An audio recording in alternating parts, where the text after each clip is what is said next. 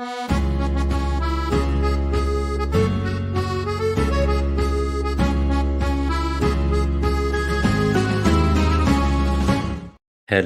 and welcome to Net That Haul.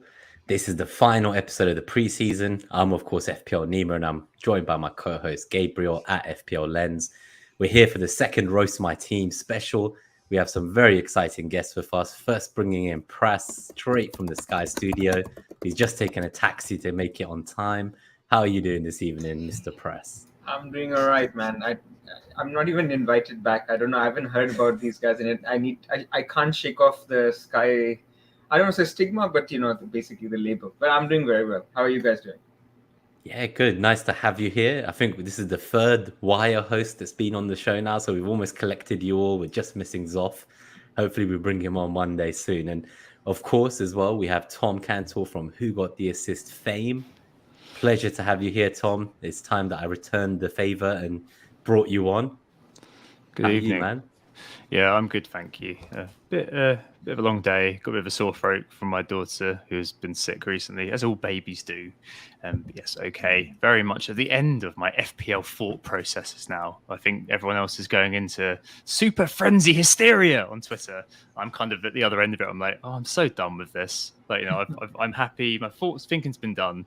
Let's just get to Friday now and just get on with the real season. Because, God, it's so boring preseason, isn't it, after a while? It's dragged on, hasn't it? It feels like it's gone on, I guess it's longer than normal, it feels like, or something. It's the same every year. I think you just get to a certain point when you kind of like, oh, I just want it all to get started now. Yeah, I'm itching to go. And just how's fatherhood? How are you finding it? Yeah, it's good. It feels very natural. I've always wanted to have children. I don't know why we're in this situation, but here we go. We'll talk about this and bore everyone to tears. Yes, I've always wanted to have kids, and I just want the people who aren't interested to drop off, because I brought you on to hear from you both more than the ratings of the teams, if I'm perfectly honest. Fair play. No. If 6 months after having a kid, you still want to have kids, then I think you're in a good place. Yeah, right. It was the right time of my life that way. And I take more responsibility. So yes, it's been very good. Thank you.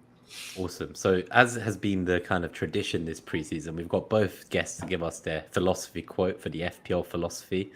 So we're going to go through those first. We have some lovely drafts from them as well for Gameweek 1. Obviously, things can change and might change. And then we'll go through the teams that were submitted on Twitter and Discord from the haulers as well. So thank you, everyone, for tuning in. This will be the last episode of the preseason. We'll be back next week, I think next Wednesday, for the Gameweek 2 matchup show.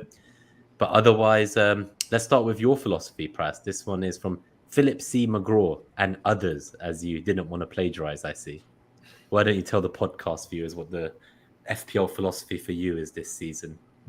I mean, it's not just this season. I just think, we get fixated in FPL during Game Week 1 on draft. Look at this guy, what he's doing, what this guy... And then you get into a mentality where everyone has the same team. It's a template. I'm going to be different because I want to get ahead.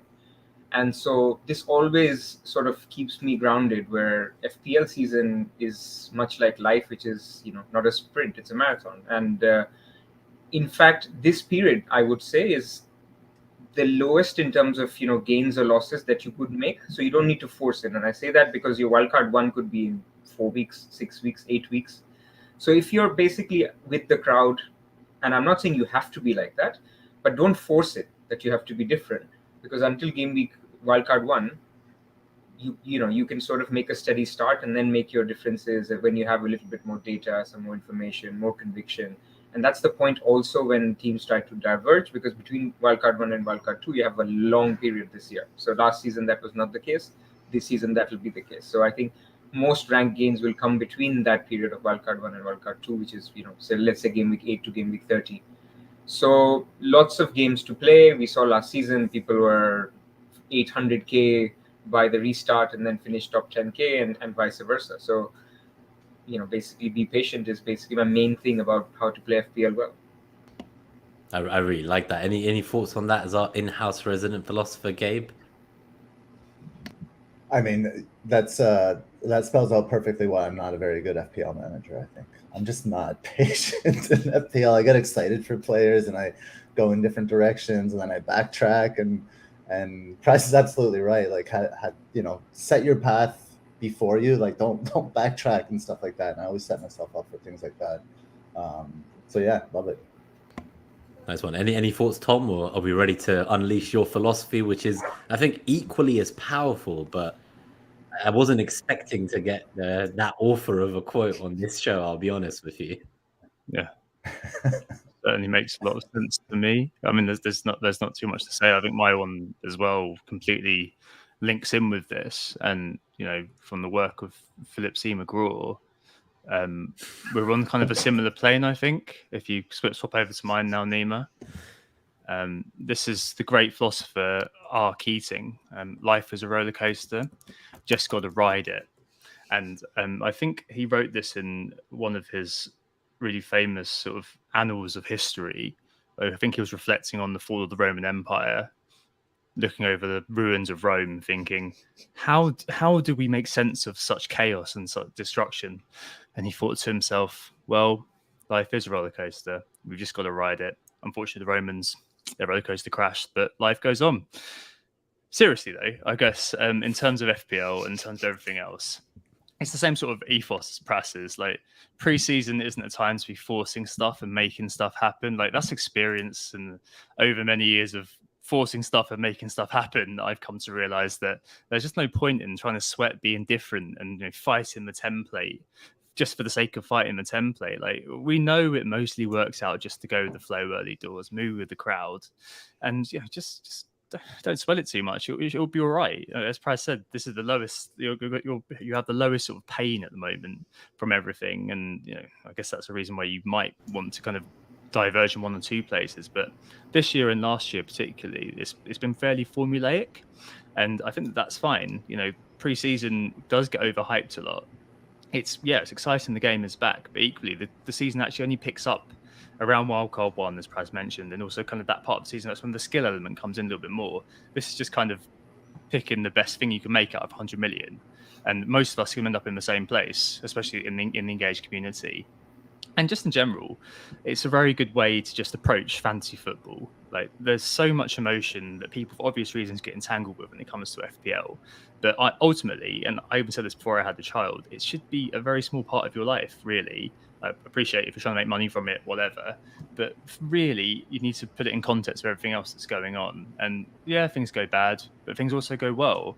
And a lot of time it's learning to kind of roll with the punches and being kind of grounded, being sanguine about how you're playing a game which is ultimately a lot of variance involved, especially this year where pricing doesn't matter that much and we're just basically betting on red or black a lot of the time every week with 50-50s that are on offer. So yeah, I think this is something that we really should bear in mind as FPL managers. Otherwise, we can easily get on the bad side of FPL, which you don't really want to be, because FPL doesn't care about you. So yeah, only you can care about you. And it's a long season. It's a marathon, not a sprint, as a wise man once said. I think I've seen that quote somewhere recently. And I think that's something that we need to bear in mind. I love it. I think R. Keating, I thought he was a famous poet, but thanks for correcting me about the Roman roots there. I didn't realize that the roller coasters were invented in Rome. I thought us Persians created them, but you can't create everything, I suppose. We just made refrigerators or something instead. So onto your drafts, I think. This is what everyone's here for.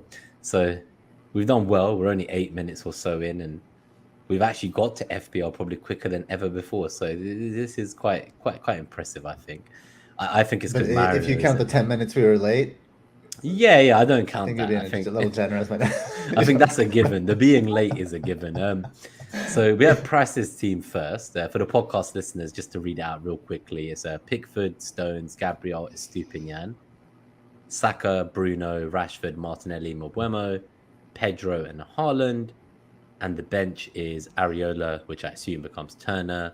We got Colwill, and we have my slides are actually covered. Okay, Kabore and Mubama. There we go.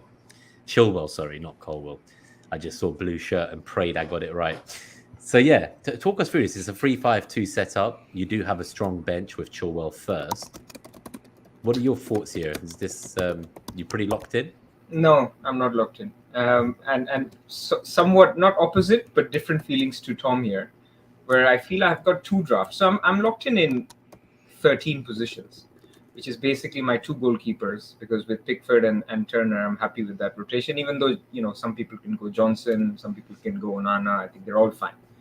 I don't tend to spend money unless I have to in goalkeepers. Last year we had Ramsdale, that was an easy call. So, a good goalkeeper will score 30 points in the first 8 game weeks, a bad one will score 20, and you'll fall somewhere in the middle. So I'm not stressed too much about that. In defense, basically the 4 I have are the 4 picks. I mean, you can debate if it's Stones or Diaz, but basically a Man City guy, an Arsenal 5 million, a Stupinian, and Chilwell or James. And basically I've got all 4. And the reason for that is simply flexibility, where I just feel that over the next 2, 3, 4 game weeks, I'll want a combination of these guys. And if I don't want these guys, then these are the guys I'll use to upgrade, let's say a Stupinian to James or to a second City defender if I wanted to. So therefore, in defense, I'm fairly happy. In midfield, it's been the midfield that I've had since basically a day after launch. I've basically changed Mitoma to Mbumo only when I saw him take penalties, and Mitoma has been a little bit more uncertain, and the fact that Jesus got injured. So the ripple effects are that instead of Jesus, I had to find somebody else, and the obvious one was Watkins.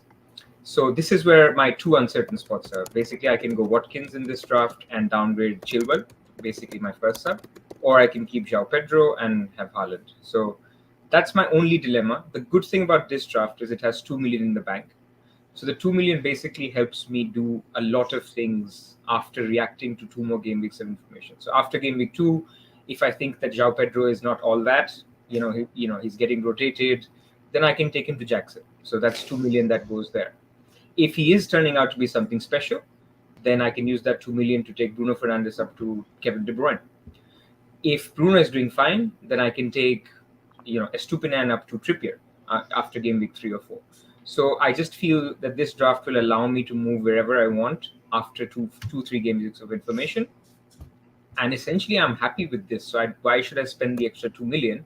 Because like I said, the 2 million will simply go into taking João Pedro to Watkins and Chilwell down to a 4.5 defender, or even a 4 million defender, and keeping some money in the bank. So that's where I'm at, and I'm not yet sure. Maybe I'm looking for some confirmation bias on João Pedro from De Zerbi's press conference or something else. But at the moment, if the deadline was in an hour, I'd probably go with this. But I could be swayed towards the Watkins because he's just a good safe pick that you don't need to worry about. So we've asked the guys in the chat to rate your team. You're getting some generous scores, a few 10s. We have Flapjacks giving you a 10 out of the blocks. We have FMFC wants to give you a 10, but we'll give you a 9 instead. Wow. Mateus 8. Andy wants to know where's Botman, and Gabe gave you a 6, so I just thought I'd put that up there. And then Dom, no Liverpool coverage. So interestingly, this team is pretty much my team, except I'm in a 4-4-2. So Chilwell starts, but our backline is the same. And instead of Mobomo, I have like a 4.5 million mid. And instead of Bruno, I have Salah, as you can imagine. So it's kind of, my team feels very inflexible. And hearing you talk about, waxing lyrical, how easily you'll be able to jump on the right next train come game week 3. I feel like I'm not very fluid. And that's a part of my team that I'm not so certain about yet. I don't think 4-4-2 is the right shout for me going into the season. So this is the thing I wanted to say, actually. I can get to Salah in 2 moves. And that's the other thing with a lot of drafts where I see it's going to be difficult to do so. I can get to Trent in 2 moves, Salah in 2 moves. So exactly that. I could do Bruno to Salah, then Mbumo to a 4.5, and then I have 11 players. I could do Mbumo to... I could keep Mbumo. I could do Martinelli down to a 6 mid, and again, Bruno Fernandes to Salah. So there are options there. But what I don't like in a setup like yours, and I don't know if you'll be discussing your draft, is people who are affording Salah have got João Pedro as their 11th player and nothing else, basically no bench. And the problem there is, after 2 game weeks, he's plays 55th minute sub. Second game, he's on the bench. You have a problem. You have to fix the problem. And so you're going to be forced into making a transfer in that position for João Pedro, and it'll need 2 transfers to fix because there's nobody in that price bracket. So this is where I feel like unless Salah really outperforms a Bruno Fernandes or a Martinelli, it basically sets you a little bit behind if you go for this João Pedro draft and no bench. So we have a question on your draft from MFZ. Double Arsenal mid or double United mid if you could only have one, Praz? I'm gonna say double United mid, not because I'm a fan, but I just think in Arsenal's case, you either have Martinelli, who, is a 60 minutes, X minutes player, or Odegaard, who's actually fine, but his data is slightly worse off than Bruno Fernandes. So I'm assuming that Rashford and Saka are constant. So we're comparing basically Bruno versus Martinelli versus Odegaard. And I personally feel with penalties, which the other two don't have, with the number of minutes, and his underlying data is also slightly better. He's just a little bit better, even though I think Arsenal will score more goals, so you could get a bigger share of the pie if you went for the other two. But in isolation, I like Bruno more. Nice. And are you set finally on no Salah at the start of the season? You talked about you have routes to him, Trent, other players, should you need to get there. But is there a world in which come Friday at Meets or Fest, you end up panicking and buying Salah? I know. I think I'm set on Mo Salah. Okay. But as you can see, I am thinking about him. I'm wary of him. I'm definitely not going to have him for Bournemouth. I've made my peace with that. I know he plays Newcastle after that. I've made my peace that I won't jump on him even if he does well against Bournemouth. Gameweek 4 is the first time where I think if I have a viable route to Salah and I can make it happen with a flexible draft, then I'll be open to it. But for that to happen, I need to see in the first 3 game weeks that João Pedro or any other enabler that enables a Salah draft needs to be legit. So I'm not willing to take the punt and get Salah. If you see what I mean, I'd rather do it the reverse way. I'm on mute. So what I'll do, Pras, to spare us both, because we're both about to enter a draft room in 3 minutes, we'll go to Tom's draft next so that we don't miss our first pick. I don't mind I'm also... also I have a room. quick comment. Where Tom's in a draft I room. have a quick as well. comment on Pras's draft, though. Yeah, go for it. Tell me.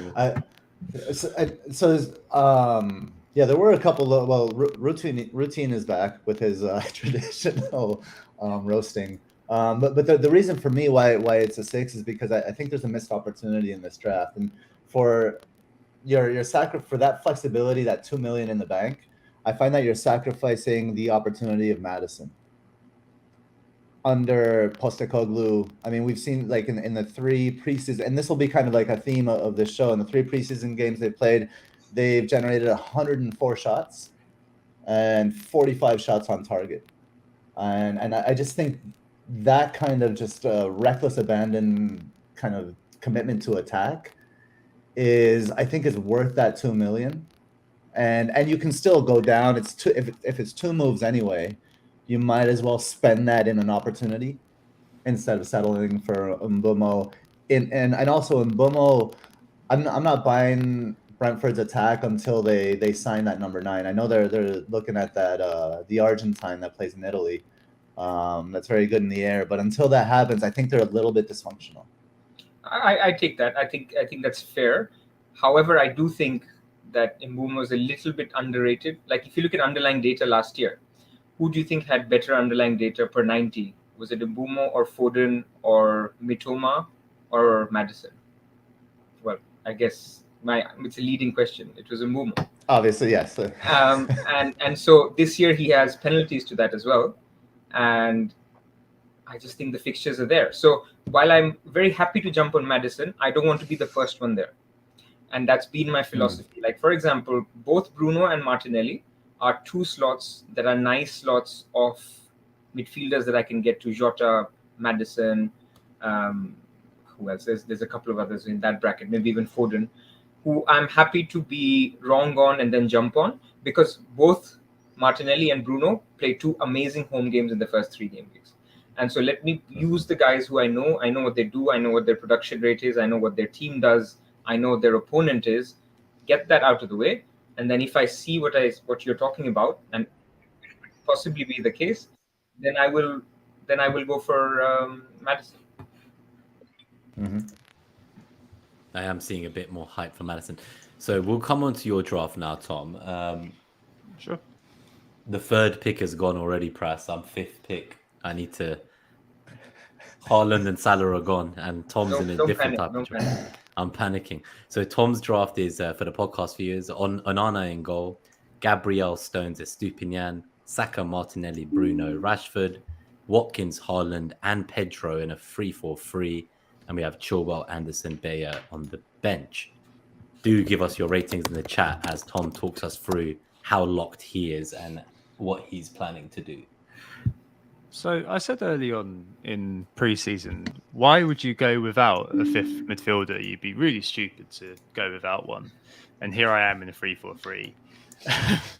The fact is that I think the enable João Pedro coming to the fore, which we didn't know at the time, enabling me to have Chilwell ready for game week 2, 3, whatever, kind of made this draft make sense to me. And yeah, I'm happy throughout with the draft.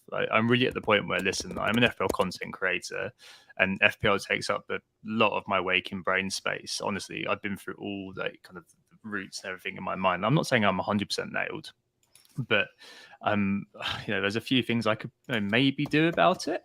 But equally, maybe going with Matoma over Chilwell, and going in a 3-5-2, or maybe Maddison as discussed. But I was really targeting being ready to go at this point on Wednesday, because it just turns into an absolute mess on Twitter, or X as we should call it now. You aren't able to make decisions with the same sort of rational, calm thinking as you were when it's not completely proximal to FPL kind of starting. There's a bit less flexibility than prices, perhaps, but I don't really intend to make a transfer in game week 2. I'll kind of see where I am. I'm also pretty bullish on Watkins, which I know is the one missing from your draft, Pras, but I mean, that's horses for courses, really. People have said to me a few times, I'm sure some of you might, what about this? Yeah, but that. And honestly, the truth is, once the game starts, things change. And, what we think we know now, much like the road Mr. Keating was surveying, crumbles into dust, honestly. So I'm pretty sanguine about not knowing what I'm going to do. That's absolutely fine with me. I know that someone said earlier on Liverpool. I don't really... I think early on I made the call not to go with Liverpool to begin with, and I'm only really interested in Trent and Salah, and the compromise they have to make to get there just aren't worth it to me, like right now at least. So yeah, like Pras, pretty sanguine about it. Maybe game week 4 potentially, but I'm fine with not knowing, because you can't possibly know. Like, yeah, you can have plans for this, that, and the other, but honestly, I think it's you always see people doing like stuff like defensive rotations up until game week 8. No, you're never fucking staying with that rotation. Like, what's wrong with you? Isn't that a waste of time? And you'll see like goalkeeper rotations. You'll see all sorts of like intimate plans that have been created around this time. That's just busy work because you're bored.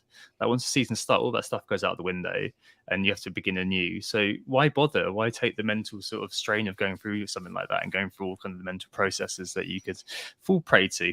So yep, here's where I am.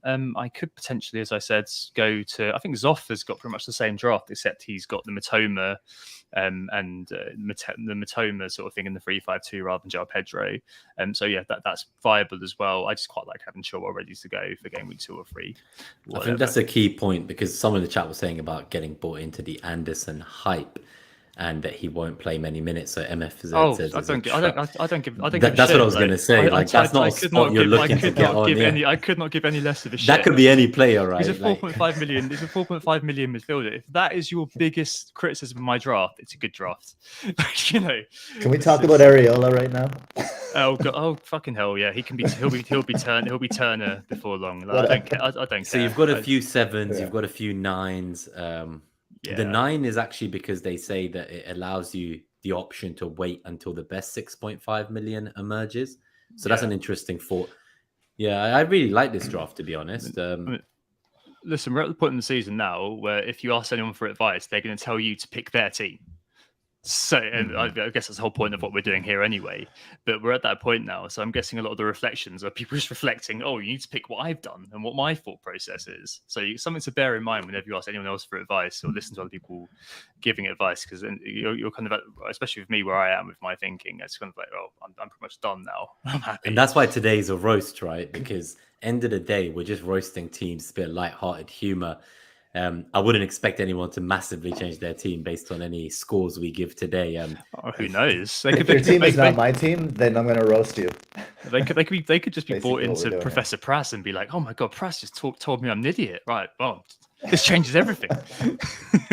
I mean, even between your draft and my draft, the difference is basically Yeah, it's fuck all, Basically, isn't it? It's Was it Watkins Mbomo and Watkins? Yeah. yeah, it's fuck all, isn't Mbomo it? and And Watkins. at this point as well, like if you really think about it, there's what 8, 9 players that everyone owns, and we're really kind of squabbling around the edges and trying to make a big deal of 2 or 3 players. Again, comes back to what I was saying earlier about preseason actually being a bit overhyped. Like it's only 2 or 3 players difference. That's all it is. The rest of us have kind of converged on the same players for good reason. Now, what I'll do quickly before we screen share the teams that we've received on Twitter and Discord is I'll just give a couple of shout outs while we're here to everyone who's joined us live in the chat. 4 picks and 3 picks until my turn. Pras, please do warn me if it's my turn. We have the football routine. Good to see you. Evening. So football routine is giving notoriously harsh scores. We have Pras here from the Wire account. Good to see General Zod. Thanks for tuning in. Claire FPL. Catherine. Dom wondering why we weren't live as always. Kevin Ryan. Good to see you. Jamie Baker. Good to see you, mate. Toby Govind. FPL Bondos, one of our new haulers. Welcome to the channel. Dread FPL. Good to see you, buddy. FPL MFZ. Black Wolf. Thank you for tuning in. Flapjack is here. Good evening. We got Trini. Good to see you, buddy. Andy Martin. We miss you too. We had a fantastic Gameweek 1 show with you. Poor Flapjack. I can't go anywhere and get respite from Andy Martin. We have Mateus. Good to see you, buddy. We have Dom. Good to see you. And we have Sid Slays. Lovely to see you, buddy. Thank you for tuning in. Lennox, thank you for tuning in. Jigs, thanks for tuning in. We will start some questions for the end, and we'll put the comments up as we go throughout the show today. Salah the Samurai, a couple final shout-outs. Kevin Ryan. Hopefully Jack tuning in live from Australia. Claire FPL, I think I've said. Andrew Dale, good to see you, buddy. And Trigger. And Jamie, our latest hauler. Thank you for becoming a YouTube member. We are 26 minutes in. It's probably the first and only time I'm going to ask for the plug. Please hit that like if you enjoy it or we make you laugh. Otherwise, we're going to go into the first round of drafts and just start reviewing some of these teams that have been submitted on the Discord by the YouTube members. I also only have 34 seconds to pick my next player in draft. So if you excuse me, while the first team is there, if I can ask you to read it out, please, Gabe, for the podcast listeners from Thingamabob. The question marks are players that they're willing to change. Hold on. I can't even see it with my glasses. All right, we got... so this is Thingamabob. We got Pickford in goal, Gabriel, Chilwell, and Saliba backline. It's a 3-4-3. Midfield of Rashford, Mbomo, Bruno Fernandes, and Salah. Julian Alvarez, Joao Pedro, and Holland up front. Bench of some irrelevant players. Colwell is in there. Pau Torres is in there. Who's that? Yeah, so Colwell and Pau Torres are the bench of notes. Thoughts I'll tell you his comment. 3-4-3 with obviously a lot of the similar players. I'll give you the comment. So red marks, unsure. Yellow, I'm pretty ready. No Arsenal. Considering Bruno to Saka and Alvarez and Pau Torres to Mount and Kabore. Keen to get roasted on Alvarez. So I guess the first question for our guests, for Pras and Tom, is what are your thoughts on Alvarez? Do you prefer the option that they've mentioned of switching Alvarez and the defender Pau to Mount and Kabore in a triple United mid? Even as a United fan, Pras, is that lunacy for you? Sorry, who would be the third mid?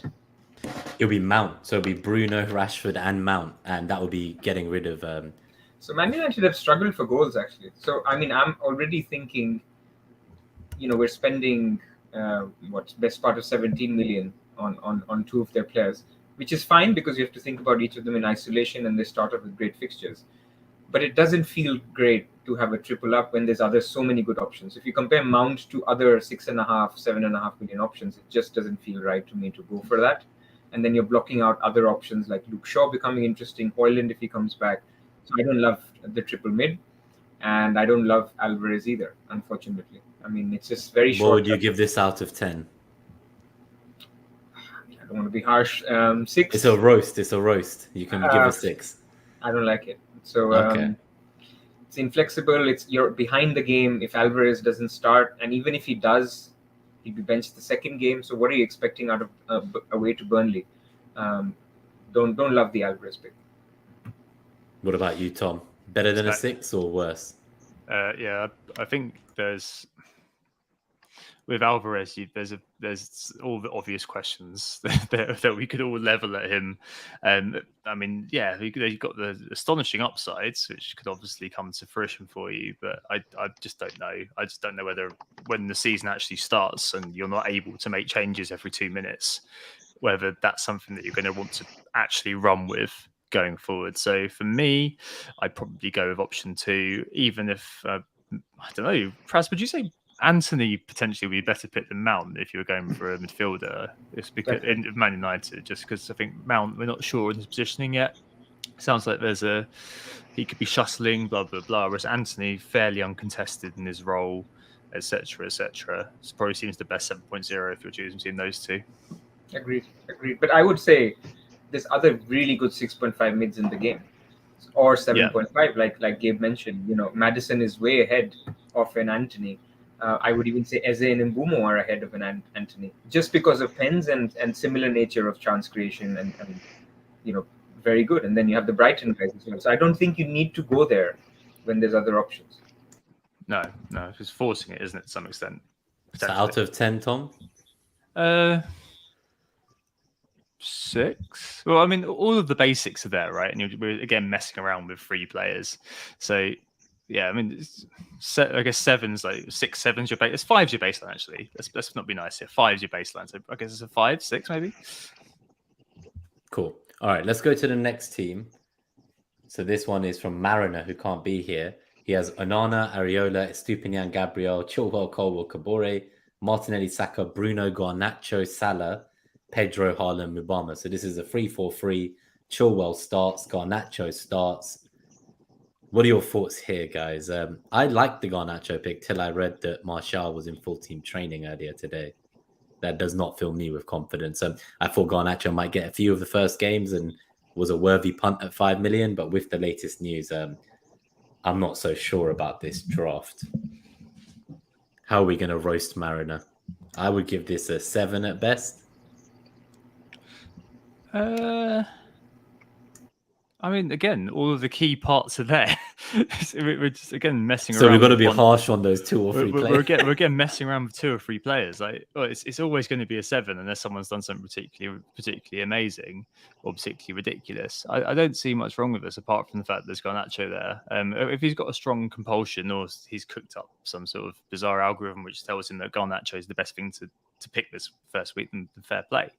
But really, yeah, the only thing that I would probably say is that I know that there's those people who aren't big fans of, or at least aren't including a Man City defender to start the season. I'm not entirely sure about that one, just because Man City, yes, okay, end of last season, it wasn't the best for them. They kept conceding in the last minute, blah, blah, blah. But according to the data, they are still the best defense in the Premier League, and they've been the best defense in the Premier League for the last 4 or 5 years. So it's one where that would probably be a bit of a miss for me, especially when you look at the opening fixtures. Like apart from obviously Newcastle in 2, from 1 to 7, I think there's 6 games there. I could feasibly see them all being clean sheets. So really, I think that's probably a bit of an oversight for me, especially if you're spending that extra +5 on fucking Garnacho. But that's just me. He's got 5 million, by the way. I'm not a fan of this draft. I don't know if I don't want to offend Mariner, but I'm going to go with 6. The problem is, Colwell is in there. Badiashile is back in training. So, okay, he might get most minutes, but not all. Garnacho's in there. As you mentioned, Martial is back in training. And even if Martial is not back, Sancho could play up top and Rashford could play on the left. So he's not guaranteed. Even though with form, I think he should start. But again, you're taking punt after punt after punt. Pedro is already a punt. So I just feel like there's 3 punts too many in this draft in the first 12. And that's all to afford Salah. So, I mean, if you really, really wanted Salah, then you have to say goodbye to maybe somebody like a Martinelli or a Bruno here and spread that money into upgrading Garnacho into a 6.5, maybe, having a better first bench instead of a Colwell. That would be my feedback if you wanted to go there. So I posted then in the chat that Mariner deserves a 2 for not including the player that tops his captaincy metric. Quick sound check, by the way. Is the sound okay right now? There's no crackling for now. So he For could now, have let me know. Rashford in a 4.5 million mid. He could do he that. could, instead of Salah and Garnacho, right? He could have Rashford and Madison. When you I put don't it that know. way. I don't know. I think he's not backing himself, and he's taking punts, and that's not how he plays the game. So I think Mariners lost in the weeds here. Cool. All right, we're going to go to the next one. We're going to start speeding these up. This one's from Claire, a few differentials in hers. For the drafts, where we see the same players over and over again, obviously we'll just comment on any new players and any interesting things you notice. So we'll mainly give a score out of 10 and maybe comment on the key difference or interesting thing we're seeing from the other 8 or 9 that all look the same. So no crackle, Gabe, but the lower volume at the moment, but they'll take that win. So Claire has a few differentials. She's not sure about Mathers. She has 2.5 million in the bank. Could get to Jota or Diaz in game week 2 if needed. And she also wonders whether Martinez is worth a punt in the Man United defense instead of favourite Shaw. So Mathers, 2.5 million in the bank, and Shaw. That's the main questions. But this draft for podcasters is Emi Martinez in goal, Saliba, Estupinian, Chilwell, Saka, Eze, Rashford, Madison, Pedro, Jackson, Haaland. The bench has Diaby, Concert, and Baldock. This might be one of the more interesting drafts we see tonight. It still has the core, but I quite like Madison there instead of a second United or Arsenal player. And the 3-man attack with Jackson looks quite exciting. Saliba is a rare one on Twitter these days too, and I'm not sure if the discrepancy between him and Gabriel is warranted so much.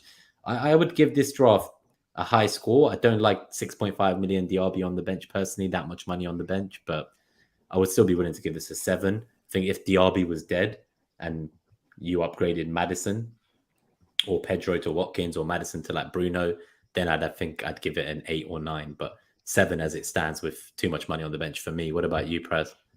I like it actually. I would give it 7.5 or 8 even, only because this draft is trying to be different with logic, right? So, I think clearly this person is a Villa fan. They've got 3 Villa players, which is great. And I would say, the fact that they've gone for a Diaby over an Mbumo or a Martinez over an Onana, I think they're all decent options against what is the common thinking, or Madison instead of Martinelli. So I think, props for being a little bit different, and Jackson as well instead of Watkins. So I think it's a good draft. None of these are bad picks. Yep. So I think it's definitely interesting to go with those.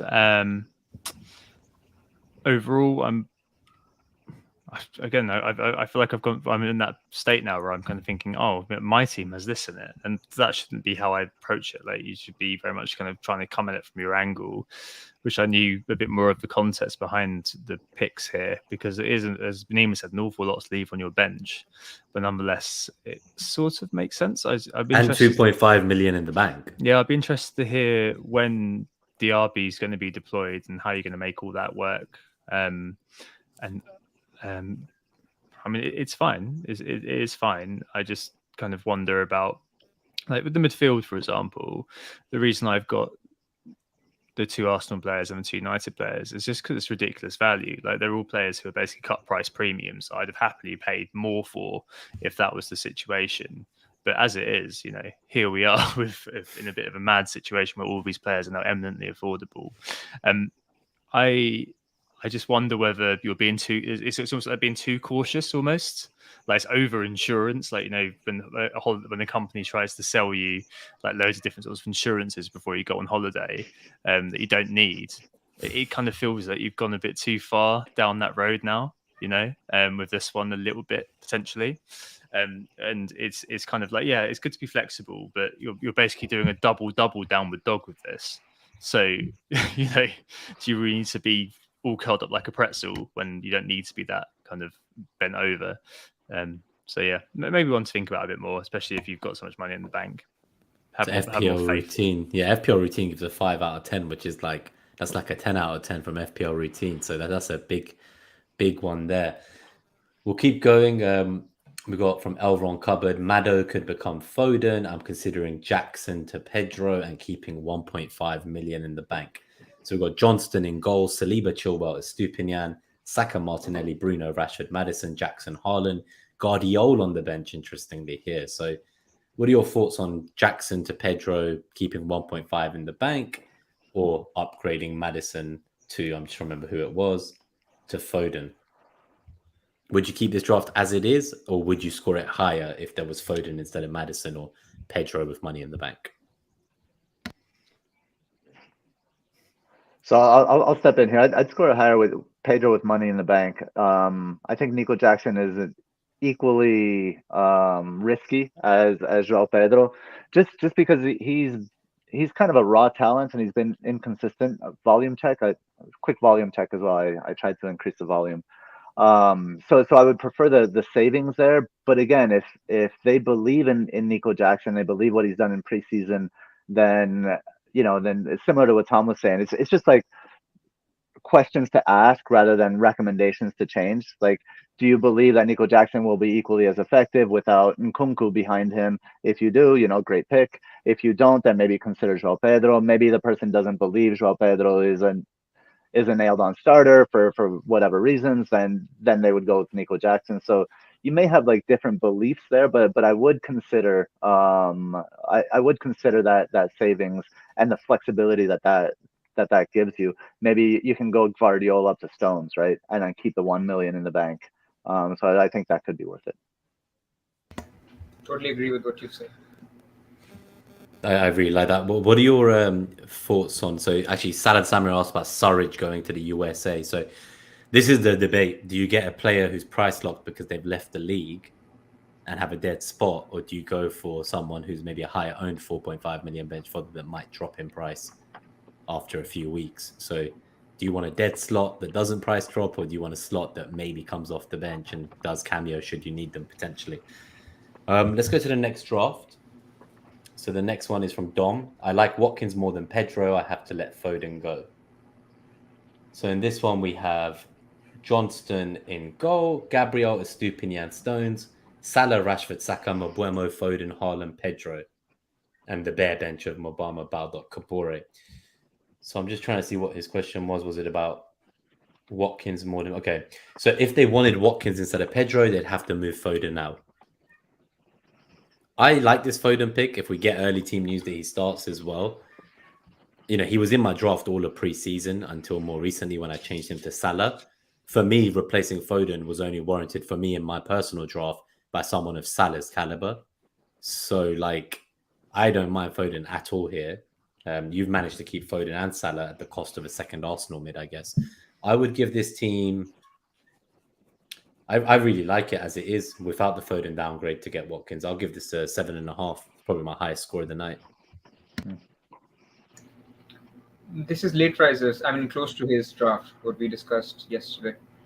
He's got Maddison instead of Foden, and basically this is it. It's a good draft.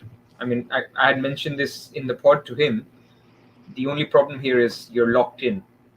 Essentially, if there is... Let's say if Jackson becomes available, how do you get him? Like if Chelsea are looking really good and he's the only striker that they haven't signed anybody else, let's say, and they're embarking upon playing Luton and Nottingham Forest in game week 4 and 5, you can't get to Jackson. Let's say you want to get to a 5.5 defender, right? You've already got Stones. You want to get to a James or a Chilwell. How do you get to him? Who are you selling out of this? So you've got no bench. And the last problem is Joao Pedro. If he becomes a problem, I already talked about this, you'll need 2 transfers to fix it. So all of this inflexibility comes to get Salah. So if Salah gets you a brace and you've captained him when Haaland gets no return against Newcastle, you're laughing. It doesn't matter. To hell with flexibility if you have points. So it's what you're trading off against it. But you should know that this is what the Salah sacrifice requires. That if you've gone for Salah, I think this is the best draft you can get. But it needs a little bit of a sacrifice. And you could do that by downgrading Foden. Let's say you get a Eze or a Mitoma or a Mbeumo. Then you have 1 million to play around with. But again, it doesn't get you Pedro to Jackson or Watkins or something else. But at least it gives you 1 million to move around the defenders. So just a food for thought. Would you rate this team more highly if it was Watkins instead of Pedro and Foden was just removed? I mean, who would you downgrade? You need 2.5 million to get Pedro up to Watkins. If you downgrade Foden, who's 7.5. 7.5. Yeah. That gets you to a 5 million midfielder who you have to play every You end up with Mariners draft with That doesn't- Garnacho. Yeah. That doesn't- All these drafts are so bloody similar once you move two players around. Yeah, so let's keep going with that in mind. Dhoni's team, Salah draft 4-5-1. It's the first 4-5-1 with 0.5 million in the bank. Matoma instead of Pedro to give the cover. Captain Salah in game week 2. And this draft has no triple ups. So we've got Johnston in goal, Shaw, Estupinian, Gabriel, Chilwell, Saka, Salah, Rashford, Matoma, Mbeumo, Haaland. Bench of Baldock, Mobama, and Woodrow. The bench is very light here. There is 0.5 million in the bank. I don't think that you need a bench when you've got players like this in the team because you would expect they come on as subs anyway. So really, I only care about first bench. I don't really care for second or third so much. And Baldock is an expected starter, but keep an eye on that because I believe Sheffield have signed another wingback. I like Shaw as an option if you don't want to get a City defender and you don't want to get Onana in goal. I think I've started to go back to that way of thinking that I could just have like Pickford and Shaw instead of Stones. I will give this draft, for a Salah draft, despite the bench and 0.5 in the bank, I'll give this a 7.5 as well. I've not seen a 4-5-1. Maybe that's why I'm giving it such a high score. I mean, I think that this underlines why having no Salah in your drafts kind of works at the moment. Just because, as with all of these things, you make sacrifices, compromises, which you may be happy with. If that's you, then fair play. I mean, I'm very happy for you. It's just the fact that, as Praz said with the last draft and has said on the wire about Pranil's draft, you end up in a situation where it's not so much that like it's inflexible, therefore you're rubbish. It's more that you're in a situation where you're down a bit of a cul-de-sac. And you're kind of corralled potentially into using a wild card early to try to fix the situation you find yourself in. And in some ways that's fine. You know, you might want to just think, well, you know what, fuck it, I'm going to start off all guns blazing and hope for the best after 2 or 3 weeks, which is kind of what I'm doing. But I'm also kind of trying to create a team that I feel kind of has that longevity about it. It's getting me to kind of game 7, 6, 7, something like that, which is when I'll probably wild card because of that Arsenal and Man City game. So I mean, it's good. It's absolutely fine. All the Salah drafts have the clear but that you're missing something or other somewhere. Having a weak bench, I'm not too bothered about that at the moment.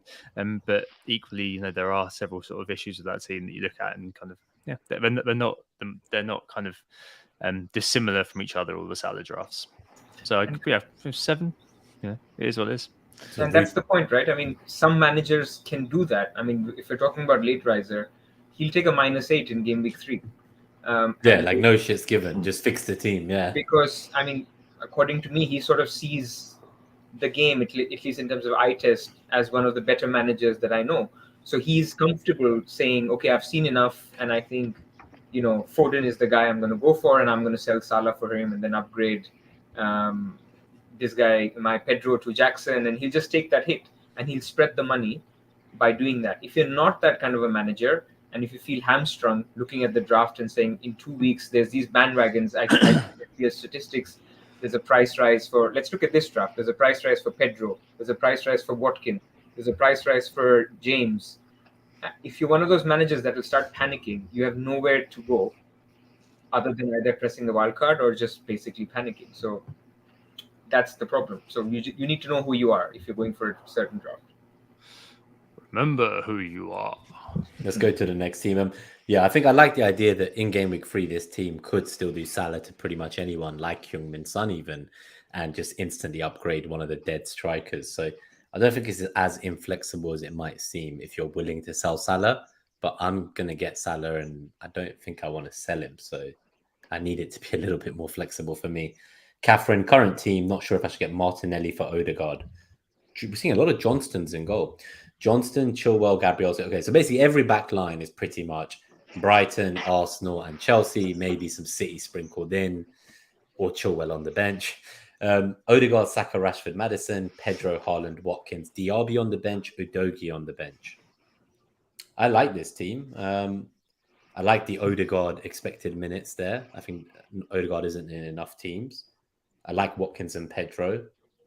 And I don't mind Maddison instead of Bruno. So I'm happy to give this one my first 8 out of 10. I still don't know how Diaby's on the bench in this draft, but somehow they funded this. I guess this is what no Salah gives you, right? Just a Exactly. much stronger team. But yeah, 8 out of 10 for me. Yep, looks fine to me. 7, 8. I mean, here's what it is. There's nothing negative to say there. Do you have any thoughts on Martinelli for Odegaard? Just as a talking point for Catherine before we move on. Odegaard's. I wish I could have got him in draft and end up with fucking Havertz, but I mean, he's the sort of player that you pick for the longevity of the season, right? I know you got those double-digit hauls last year before anyone jumps in, but Martinelli, I think, is probably just for the shorter term the one that you want to own, and I wouldn't be too worried about rotation, etc., etc. I'm a big fan of Martinelli. I think he's definitely in our best 11, and as we saw, it wasn't new news, for example, after the Community Shield that he was our highest on the pitch in terms of average positioning. Obviously, it depends a bit on who plays up front with him. Is it going to be Havertz? Is it going to be Nketiah? Is it going to be Mr. Trossard? I'm hoping it's Trossard. If it's Nketiah, that's slightly blunted, but no, I'm all right with Marseille to start the season, and we'll see how it goes. I think I'm a little bit higher on Havertz than others. I think Havertz outscores Odegaard this season. I think his role is more versatile. So I don't know if he has more minutes, but he has more roles, and some of those roles are closer to goal. So I think he could get more returns. And I have a suspicion that he either is on pens or will be soon. Suspicion, just little inkling. He's definitely a specialist at those. Let's keep going through this from Akshay. Onana, Gabriel, Stones are super. I'm going to stop reading out the back lines. Bruno, Saka, Maddison, Rashford, Martinelli, Haaland, Pedro. The 11th man is a rotation between Pedro and Chilwell, essentially. I think this is very strong template, but with Maddison in as well. Strong bench. Might give my first 8.5 out of 10. I'm giving all the non-Salah drafts very high scores, and I'm going into the season with Salah. Who's in goal here? I can't read properly. Onana. Okay, so I mean, this is essentially my draft, but he's spent the 2 million in upgrading Mbomo to Maddison, essentially. Maddison, as Gabe mentioned, and getting a better keeper. So I think he's got 0.5 million in the bank. So this is fine. I think this draft looks good, but it loses a little bit of that 2 million flexibility. Now, of course, I'm going to say that whatever draft I've got, I slightly prefer because I have that draft. But I also see that this is viable. You've just spent that money, which feels like if you wanted to take Pedro up to a Jackson, it's a little bit difficult. But I think this is good. Nice. And one thing, Pras, this is exactly what we talked about. No, hold on. I can't. They do have Rashford in this one, right? Yeah. Rashford and Bruno. Okay. Yeah, Saka, Martinelli, Maddison. It's a very strong team. I think we go to the next one. This one's very good. I like this one. Sorry, I'm just picking Evan Ferguson. Wait, do I pick Evan Ferguson or João Pedro in draft? What do you guys think? Pedro. Ferguson's better player, right? Like long term could be Ferguson if you're picking for the whole season, but Pedro is good. He's on pens, so Pedro. Are you the next pick after me, and you're going to take Ferguson as soon as I call Pedro? You pass. Yeah, okay. I'm going to get Ferguson. I'm going to hedge. I need different players in different formats, so no matter what happens in FPL, something else like Sky, Fan Team, or Fan Tracks, I can still be happy about something about the fucking weekend. I don't know how you do it, man. Nemo is like an AI near a template higher rating. Yeah, that's the funny thing because my own team, my own team isn't actually like close to any of the ones I've given a high rating to. It kind of makes me worry. Welbeck, I think Welbeck might have been picked, but I'll have a look. If Welbeck's still around for the next round of my pick, I'll take him. Sebastian Koo. So we're going to go quickly from here. The plan is to either bring in some kind of Liverpool attacker or Kane, and they're wondering how could they do this. So they have Pickford, Estupiñán, Saliba, Chilwell, Rashford, Mitoma, Saka, Bruno, Haaland, Watkins, Jackson, and Chukwuemeka, the 4.5 million midfielder from Chelsea, playing number 10 until they sign some players the week after deadline, basically. And then you lose your player. So I like this team.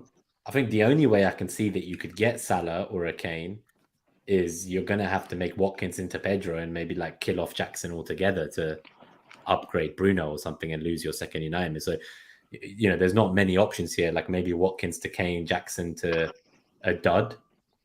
I don't even know if that will fund it. The team that's here now, though, I'll give this one a 6.5 out of 10. I'm not as bullish on double United attack as everyone else, but I do think those first few fixtures are very tasty. But I just don't think they score enough goals, and that's something Pras mentioned at the beginning. Against Wolves, yeah, I'm pretty scared. Like I'll be behind the sofa, but once that Wolves fixture's out the way, and Nottingham first 3. Yeah, that's the thing. So I'm looking at the second and fourth as like fixtures I don't like, but there are 2 very tasty fixtures in there, as you say. So I give this, did I say 6.5? Something like that? I don't remember. I think I said 6.5. What about you guys? Anyone give a higher rating? Otherwise, we'll move on. Not higher. No. So from Jack, more and more a Salah draft. Okay, yeah. The back line is what we said, that all of them are. Pickford in goal. Saka, Martinelli, Bruno, Mitoma, Salah, Haaland, Pedro. So what I will say about this team is the team I could have, but I want Rashford, not Bruno. And to have Mitoma, you need to have Bruno in this setup unless you go for 2 4 million keepers. That's why I'm in a 4-4-2 Pras. So I have Stones as a 4th defender, and the Mitoma slot is a dead sub. But I would much rather that dead sub was Mitoma or a 6.5 and Stones was a 4 million. But that means you then have to lose Rashford. So is it viable to do a Turner and Areola team? If we get news that Ortega starts in Gameweek 1 for City at 4 million, Ortega and Turner, and then basically this team with Rashford? I actually thought about this. And if you really, really need the 0.5, maybe you could, but you need to make peace with it that You've got a Forest goalkeeper and Ortega's maybe never going to play Ortega again. doesn't start from game week 2. And you may need to make a goalkeeper transfer because Turner himself could be out if they sign Henderson. So you just need to be prepared for that one extra transfer. And so the question is, will Rashford score Bruno more than 4 points in the first 3 games? He could. I mean, there's no guarantees, but he could. So you could do it. I think if we get concrete news that this guy's starting, but I think in other drafts, in non-Salah drafts, no one is desperate for the 0.5. So I think a lot of people may actually not do that. Did you see my one earlier, the really desperate draft, the one where instead of the 6.5, it's someone like Havertz as a 3rd Arsenal midfielder or Maddison? And that would require the 3rd defender to be a rotation of 3-4 million defenders. Just don't do that. I mean, yeah, a few people in the chat said get Pras to roast that team. I was like, I think he'll give me a 1 out of 10 for rotating 3. What was the base? What was the baseline? 6? Yeah, 6 is like 7 is like steady template, looks fine, you can't go wrong. 3-4 million defenders rotating with 2-4 million goalkeepers, that might be a bit of a stretch. Reece 2 million in the bank. Kepa in goal. I don't know what to say about that. Shaw, Stones, Saliba, Estupinian, Salah, Rashford, Martinelli, Grealish, March, and Pedro. No Haaland, Alvarez on the bench, Watkins on the bench, Pau on the bench, 2 million in the bank. I just do not like the amount of funds on the bench. I'm really sorry, buddy. Reece, I'm going to have to give this a 4 out of 10. I don't mind Grealish. I don't mind below March. Base. Yeah, below. But I can't. I like the Shaw pick. I like Saliba. I like March. I like Grealish. But it's just, why is there 2 million in the bank and Watkins and Alvarez on the bench? Like, I can't give it a high score with those players on the bench. I just can't. Anyone want to give higher than a 4 or any feedback about what you would change? It's a 1 and you got to move on. Yeah, next team. Sorry, Reese. Dread goalkeeper rotate. You came to a roast, Reese. I got 17 seconds to pick a player. 14 seconds. Can you please read out this team, Gabe, while I pick a defender? Yeah. This team: Johnson and goal, Chilwell, Gabriel, Estupinian, Saka, Madison, Rashford, Martinelli, João Pedro, Nico Jackson, and Haaland up front. Bentley, Sarr, Branthwaite, and Al-Dakhil on the bench. So nothing on the bench. 3-4-3. They got some players. They got the players other people have. It looks like there's probably something in the bank. Yeah, I guess I'll give it a 5. Yeah, they didn't mention what might be in the bank. Okay. I'll give this a 6.5, almost 7. I think the 11 looks fine, the starting 11. I just don't particularly like the bench, and It's got that money in the bank, hasn't it? it must do, right? Yeah, it has must to. do. Yeah. Yeah, like surely, like there's no. Yeah, I don't know where else it's gone, but Yeah, I'm gonna share your coldness on United. I guess Rashford's captain, but that's it. Oh yeah. He captained Rashford when everyone triple captained Haaland in that double game week for Haaland when he got the 1 goal, and I think he was playing United and Spurs. But yeah, he was worried when Rashford looked like he was coming off injured in the first half of the first game of the double game week. I remember that. Yeah. Do you remember that? I do. I will give that a 6.5, 7. I don't mind it. It's close enough. The Vindra. So this one we have Pickford, Gabriel Stupinian, Guardiol, Torres, Saka, Jota, Eze, Salah, Bruno, Haaland, and Eddie Nketiah. I don't know what to say here. I like the Jota pick for game week 1. I don't think he'll start in game week 2 personally, but I just think that's what you're going to get with him: explosiveness, but risky minutes. And Nketiah, I'm not so convinced about after Havertz showing in the Community Shield. Guardiola, I don't mind. You could get on him early, and Torres plays for you when Guardiola isn't ready, maybe. But I don't think I can go more than a 6. If Eddie was Pedro, I'd go 7. Yeah, it's all right. I don't think. Yeah, I don't. It's maybe a product of having too much time to think about it again. I don't know. I think Nketiah, you're setting yourself up for it. That's just a transfer waiting to happen, isn't it? Really. Jota and Salah. Sorry, the screen's incredibly small for me. It is. Sorry, yeah. Jota, Salah, Bruno, Eze, Saka. So you're looking at a Liverpool fan here, aren't you? I mean, yeah, sure. They are a Liverpool fan, yeah. But you're setting yourself up for a bit of a fall, so as I would say. To be honest, cool. Let's keep going. So, Dredd has 4 million in the bank, by the way, in the team that we were wondering like where the money was. 0.5 million in the bank from General Zod, the Zod squad. Martinelli, Saka, Bruno, Rashford, Haaland, Watkins, Mbeumo. This is close to my team. It's basically Pedro and Salah instead of Bruno and Watkins, I would say. This is template, man. What's the template rating? My template rating, I'll give this a 7.5. If it wasn't Bruno. So this would be my team. You know, when I talked about if I go Watkins, this will be my team, but I'm not going to have Colwill on the bench. I'm going to have a 4.0. Only because I want to have 1 million to do stuff later, to get a Stones for Gabriel, to get a James for an Estupinian, or get a Madison for Mbeumo.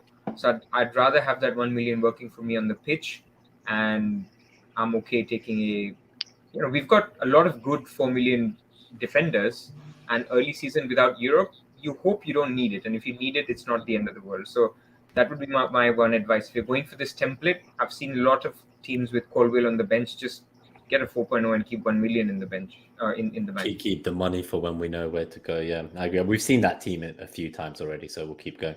Harris from David Harrison. Onana, Walker, Estupinian and Gabriel. Trossard, Saka, Rashford, Bruno, Mbeumo, Pedro, Haaland. What are your thoughts, I guess, on this? It has Walker and Trossard as the key differences to everything we've seen tonight.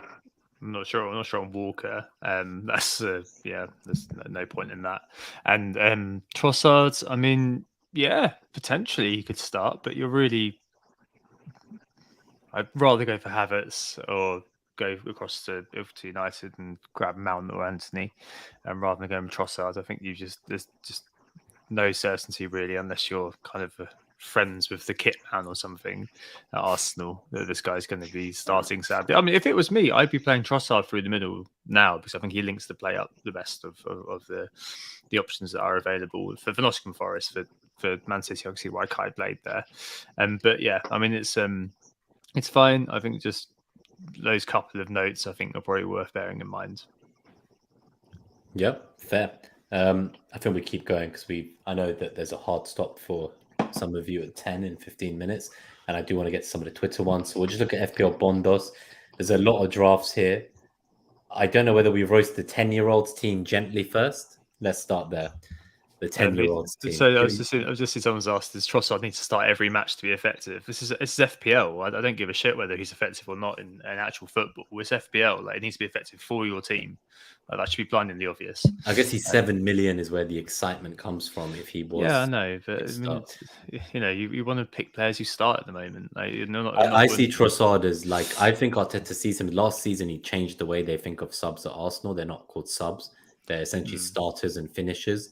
And I wonder if, despite Trossard's showing in pre-season and since he joined, whether he views him as a finisher to be the first guy on every time for whoever of Havertz, Martinelli, Jesus, whoever's not playing well in that left. Impact players. Players. I think that's how he views him. So I don't know if I could start the season with him. I would much rather Havertz for the extra 500,000. So the 10-year-old team, so roast, but gently. You're all fathers here apart from me, so I'm sure you'll be kind. Onana, Saliba, Trent Estupiñán, Bruno, Rashford, Saka, Richarlison, Haaland, Pedro, and Isaac.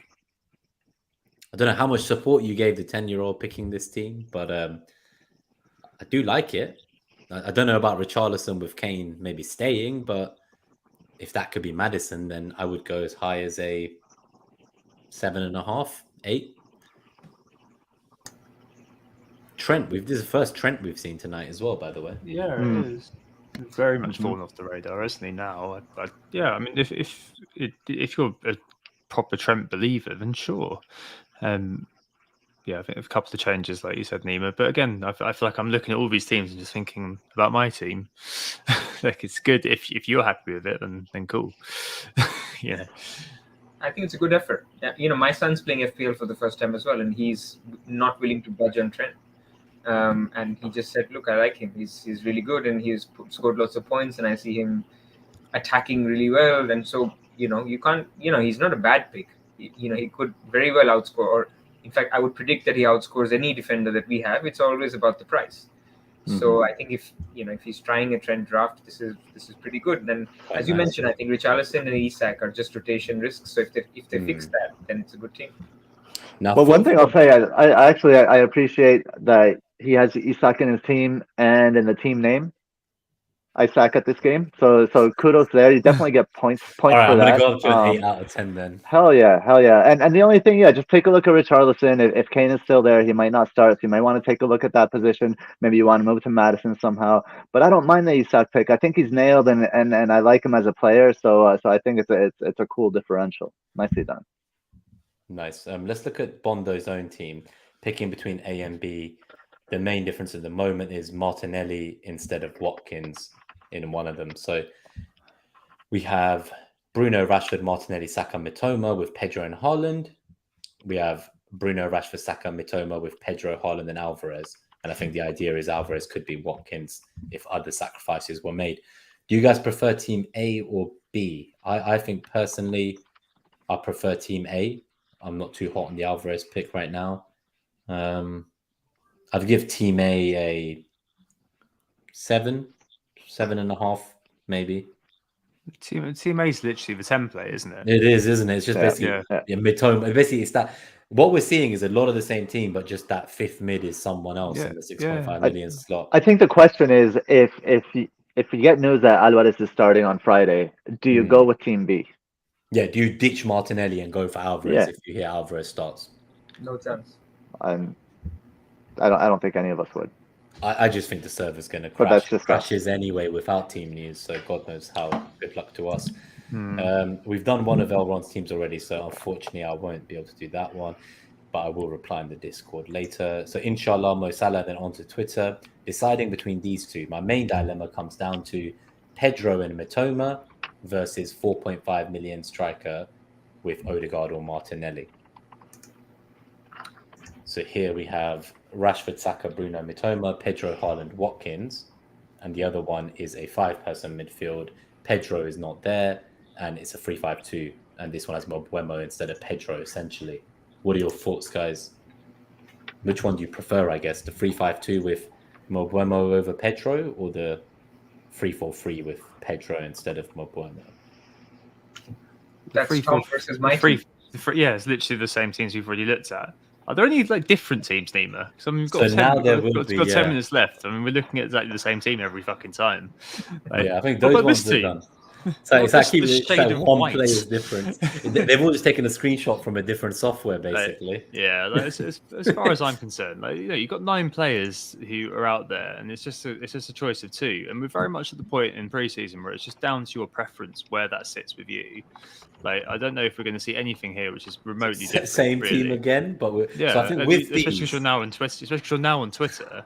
Like, of course, there's going to be loads more like conversions and things. It's nice to talk about all of these lovely little kind of differentials which are out there, and people make a living, indeed, talking about all these lovely differentials and how this could be an option. This player could be an option. But I mean, seriously, really, all we're interested in is about 20, 30 players, right? And in reality, at the start of the season, all we're interested in is probably about kind of 20. So, I mean. Yeah, I think we're at that point in preseason now where things are kind of solidified a bit. If there's a little bit more information next couple of days that kind of blows everything apart, so Klopp comes out and goes, "I'm starting with Darwin Nunez. He is my man. I'm going to give him the first 3 games, and we'll see how it goes from there." Then maybe that could append the template or something like that. But we have seen over the last half an hour 25 variations of the same team. on that note, so on that where we note, are. yeah, I was gonna say on that note, if we don't see your team today, I imagine we will have discussed your team anyway at some point in these drafts, which is kind of the point. There is one team I'm going to show you in a moment, which is a freemium as well. So yeah, that's different. And otherwise, let's just scroll through and comment on individual players that are not in most drafts. So in this case, Jota. Would you take a Jota here? They basically got Jota instead of a 6.5 million mid. The rest of it, like, they've managed to get all the way up to Jota. I don't know how, but I'll happily give this an 8. Yeah, I like this team. Is the bench really bad? No, Chilwell on the bench too. Blimey. I think this might be my favorite template version of the team. Jota instead of all these random 6.5s that we all assume will do well because it's a price point we're fixated on. No Watkins. I was thinking, yeah, how's that works? Yes, okay, fine. Yeah, punish me, daddy. Steele, Keane, Shaw, Saliba, Salah, Martinelli, Bruno, Madison, Havertz, Pedro, Haaland. Why is Michael Keane in this team? I guess Tarkovsky's injury. I would assume it changes to Tarkovsky, but instead of Pickford. So this is like what, Steele and Tarkovsky instead of Pickford and Estupinian? I guess so. It's the rotation of Everton, Forest. I think his rotation, Aurier, Kabore, right. and Keane is like this crazy really nice rotation with those 3 weeks, and he goes for like against like the bottom 3, like all of them are home games against the bottom 3 or something. Yeah, that's why it's a 3-man rotation. Okay, but yeah, I appreciate that. I think it's clever. It's a nice creative way of thinking. Something we're not seeing enough. Blue, intrigued to hear Praz's thoughts. There's a Haaland-less draft. Roll transfer game week 2, game week 3 do Salah and Gakpo to Haaland and 6.5 to 7 million mid. So without Haaland, that gets you Stones, Chilwell, Gabriel, Pickford, like everyone else. Saka, Martinelli, Bruno, Salah, Madison, Watkins, Pedro. Gakpo on the bench. I'm guessing that's just a placeholder to play in game week 2, maybe bench Pedro in game week 2, I suppose. I don't know, man. For not having Haaland, when my team has Haaland and Salah and looks pretty much the same in the first 11, I've got to give you a 5, bro. I'm sorry, Blue. I have Haaland and Salah and my team looks pretty much the same. It's not even about no Haaland. If you're not going Haaland, get Kane and Salah. Like, all this draft is doing is getting Salah instead of Haaland. So unless you think that Salah is going to outscore Haaland by 8 points, and I'm basically roughly saying 2 transfers are worth 8 points, you're committing 2 transfers to change Salah to Haaland after 2 weeks. So it just doesn't sit right, because you could essentially just do 3-4-3 and have Haaland instead of Salah here. So maybe it's not so different as you thought, Blue. It's just one premium still, but slightly different. Dallas, is there anything here? This has a 3-man midfield. It has Garnacho and Chukwuemeka. It has Kane and Haaland. So this is different. What do you guys get? It's got $500,000 in the bank. So Kane, Haaland, Pedro, Saka, Martinelli, Rashford, Garnacho, Gabriel Stones, Estupinian. So I imagine this is a 3-4-3 with the fourth midfielder slot kind of being Garnacho, Colwill, and Chukwuemeka like rotating between each other. It's not bad. Gets you Kane. Max the 10. I don't mind that. I've known Suj from Planet FPL does that, doesn't he? He just says, "I'll screw the 11th pick, whatever. I'll just go with the top whatever players." Yeah, that's a nice. It's a nice way of doing it. Potentially could be missing out on players that I own that you don't, but equally you own a player that I don't.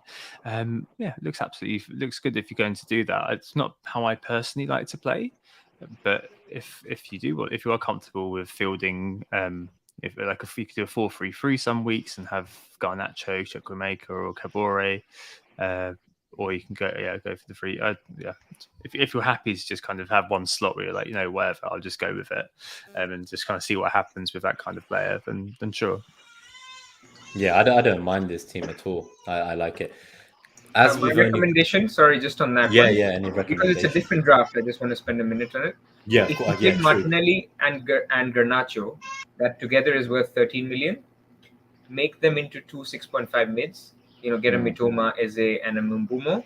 Now suddenly you have a better balance in your team where it's basically a 3-4-3, and you've got Haaland and Kane, 2 nice 6.5 mids who could potentially be on penalties. You've got Saka and Rashford as the 2 marquee Arsenal and Man United players. You've got Kane, Haaland. I think that would work, but throwing away a position doesn't work as well for me. Fair. No, I like that. I know you only have a couple of minutes, so we will just see if there's anything strange in here. We've covered this team, but it does have Trent. That's the main difference. 3-4-3 with Trent. I know. I do like this team. Oh, Daddy Tom. Yeah, Daddy Tom. Daddy Tom is being called and beckoned. 3-4-3 with Trent instead of Chilwell, I guess. I don't mind this. I really like this one. Because for me, I'm not going to go without both Trent and Salah. I want one of them. And I spent all preseason with Trent, and then I've now moved to Salah. So seeing a team with Trent again, I like this, and I'm biased in that sense. So I'm going to give this an 8. It's a good Trent draft, as good as it gets. Yeah. It's as good as the Trent draft we've seen or will see. Well said, yeah. Eze and Mitoma, 2 6.5 million mids. Any thoughts there for Nick Khan? Are they 2 right 6.5 million mids from to start with? But I think right now, as far as we know, the arguments for each are pretty equal, right? Yeah, I think so. I think maybe Eze is a bit longer term, but Mitoma maybe not so much. We've got Robbie, triple United, triple City, triple Brighton, 2 Arsenal, Watkins on the bench. I'm sorry, just reading Watkins on the bench, I'm going to have to give this a 6, mate. I can't have 8 mil on the bench. It's just like just why? Like, you're hurting me, man. You're hurting me. I'm sorry, bro. We'll keep going because we are literally at time. My sensible draft. Yeah, I think we've covered this team in previous drafts. Yep. It is sensible, but it has Maddison and Eze to make it a bit spicier. I think that's the right amount of differential. I don't mind 2 or 3 rogue picks in your 11 for game week 1. I also bloody picked Willian accidentally, forgetting he fucking left the league press. So there goes the draft in the bin. I'll have to make him a free agent afterwards. Has he gone? I think I saw he was linked to Al Shabab, but I don't think he actually went. He's going to Saudi Arabia. Yeah. So I don't know what's going on there, but like obviously he signed a contract and now they're selling him. But he was a free agent and signed the contract and then got sold, I guess. Right. Fair play. Very interesting stuff. This team we've seen. So I will keep going. I'm sorry, Dan. If you watch some of the episode, you'll hear about your picks. Bowen. Any love for Bowen? This is the first team we've seen with Bowen. Why don't we just comment on Bowen for a minute? Good pick. I like Bowen game week 1. I like the Bournemouth away fixture for any team. Iraola at home is a madman. Cool. Veteran. Seen this team. Sorry, Rover has 4 million in the bank to do Carney to Jota, Mobama to Darwin, or Kabore to Trent. Basically, he has like a route from everywhere with the 4 million in the bank to get a Liverpool captain for game week 2 if needed. It's a 4-4-2. I don't mind it, but the 4 million in the bank for me, I'd just rather start with Salah now or Liverpool attacker now. Like, I would want to capitalize on that Luton fixture for Brighton. So if I wasn't going to have like a Liverpool player in game week 1, I'd want, to have more Brighton players and maybe move one of them on. So that's my kind of thoughts on that one. There's a lot of 2 million in the bank again from Nehal. First Wissa team we've seen. Any thoughts on Wissa instead of Mbeumo, guys? This has Wissa, Jota, and Maddison.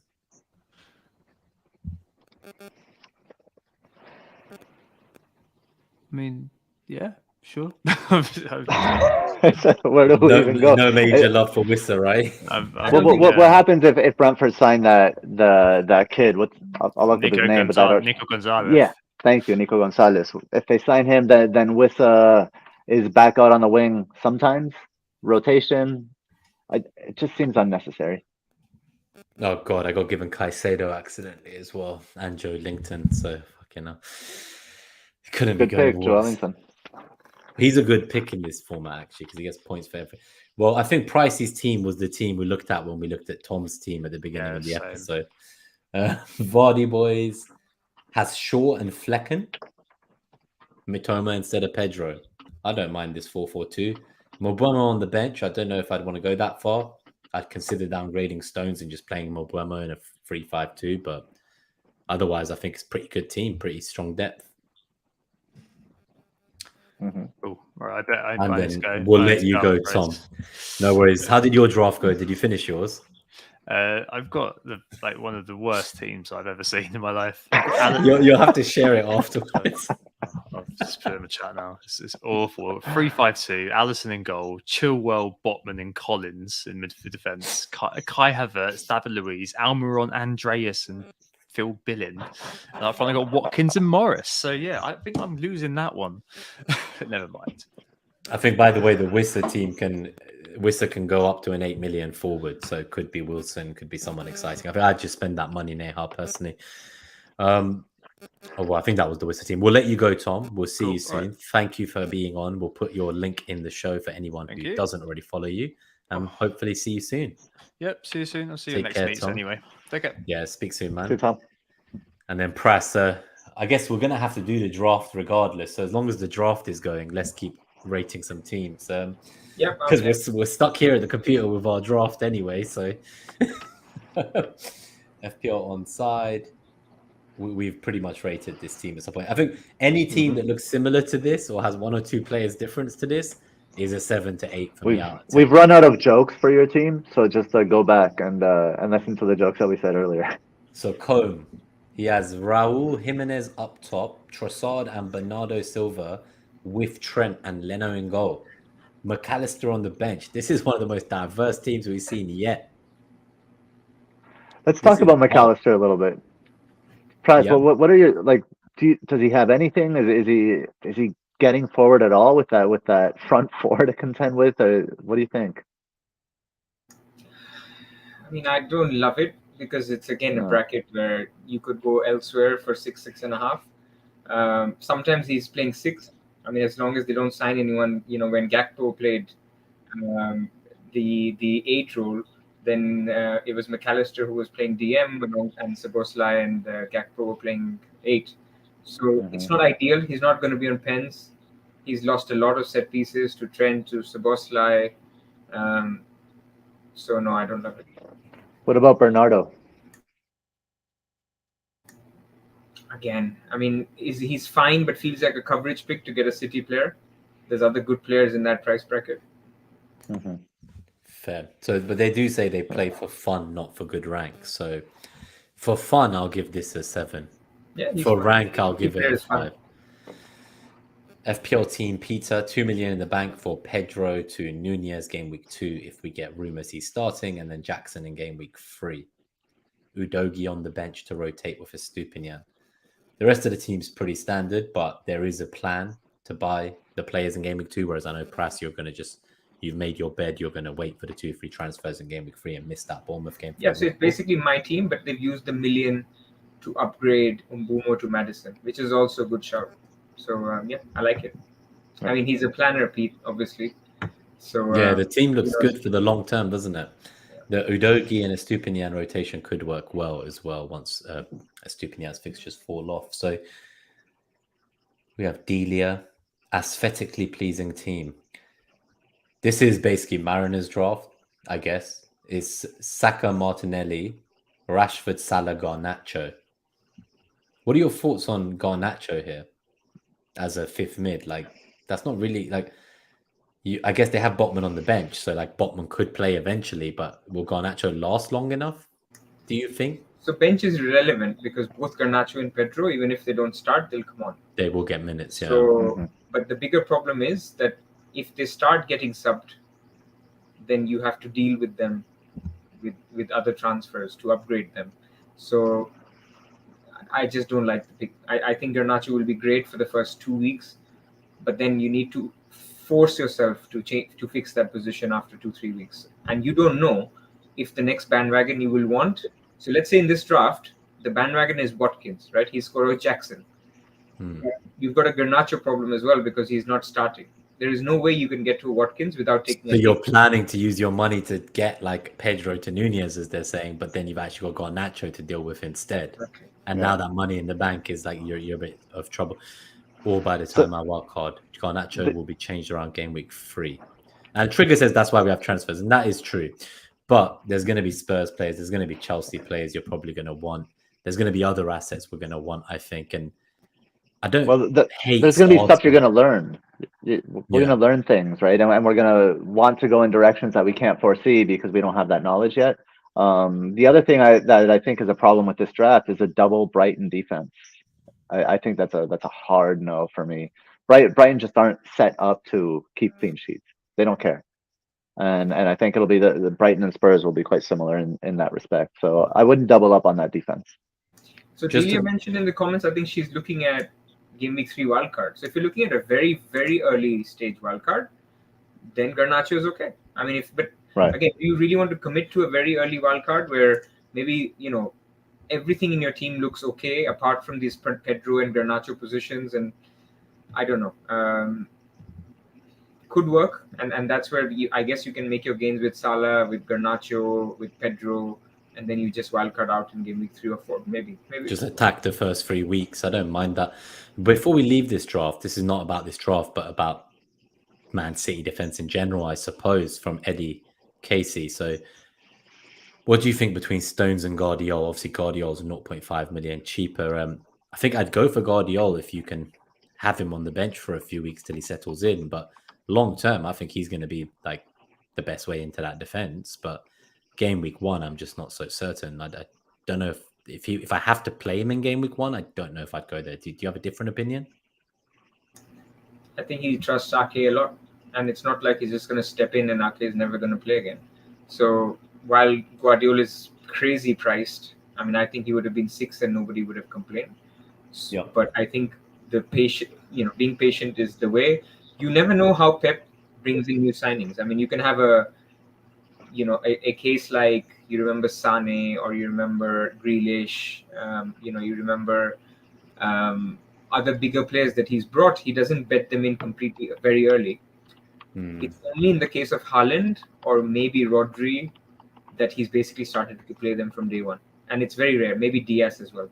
But others, he always takes his time to bet them into the team. They don't play every game. So you just never know how Guardiola is going to. Don't take that punt initially. Yeah, I think it's a wait and see for that one. I will just very quickly say, so this team here, and then I'm just going to show something from FPL Vegas. So this actually has Salah and Havertz, Jackson as well. The cost of that is Baldock in defense. And I guess Baldock could rotate with Osula at Sheffield, unless they sign someone, and Kabore. So I guess it's the 11th slot is Baldock, Osula, and Kabore, maybe Chukwuemeka. It's basically a dead 11th man, but I love the Havertz punt instead of Martinelli. And, they've got Jackson instead of Pedro. It's a pretty good team of Salah. I think it's one of the better Salah drafts from my perspective. I'll go with a 7. I say one of the better ones, and then I give it a 7. All the non-Salah drafts get 8. All the Salah drafts get 7. I'm sorry, guys. It's just the rules. Cool. Just before we do a few more drafts, I'm just going to quickly take this off the screen and say, obviously, Pras, we appreciate you coming on. for anyone who's been living under a rock, please do let them know where they can find you. And obviously, you're now a new host of The Wire this season, so that's very exciting. And congrats to you, my friend. Thank you. No, I mean, I'm on Twitter like you guys, _FPL. And yeah, excited to be on The Wire this year with Pranil and Zofar, and Bakar will join from time to time as well. And then I obviously will do the scout stuff with Flapjack called Deadline Dilemmas on Thursday. So yeah, content machine keeps going, and I really love it. Amazing. And are you still writing this season as well, or just a video? An article a month. Just Okay. I like to sometimes put down some thoughts, and that's something I generally ask for to do. Amazing. So, guys, we're 1 hour 30 in. We're going to try rapid fire now through some of the ones that are still left. I do want to give a rating to William, one of our haulers and YouTube members as well, who has actually submitted their team on Twitter rather than Discord, which is why it's been missed, William. But I am almost at your team, I think. In the meantime, if you're enjoying the show, if you find it entertaining, please do hit that like and support the channel, or subscribe if you're new to the channel. But otherwise, let's go back to the teams. So I'm just trying to find William's team here quickly. I saw the question about Saliba, William, but so many teams have been submitted since we actually went live that it's a bit of a problem. I will go back to some of these. There's also some which are hidden by Twitter. I don't know whether it thinks your accounts are like hackers or bots or something, but yeah, a lot of them are hidden.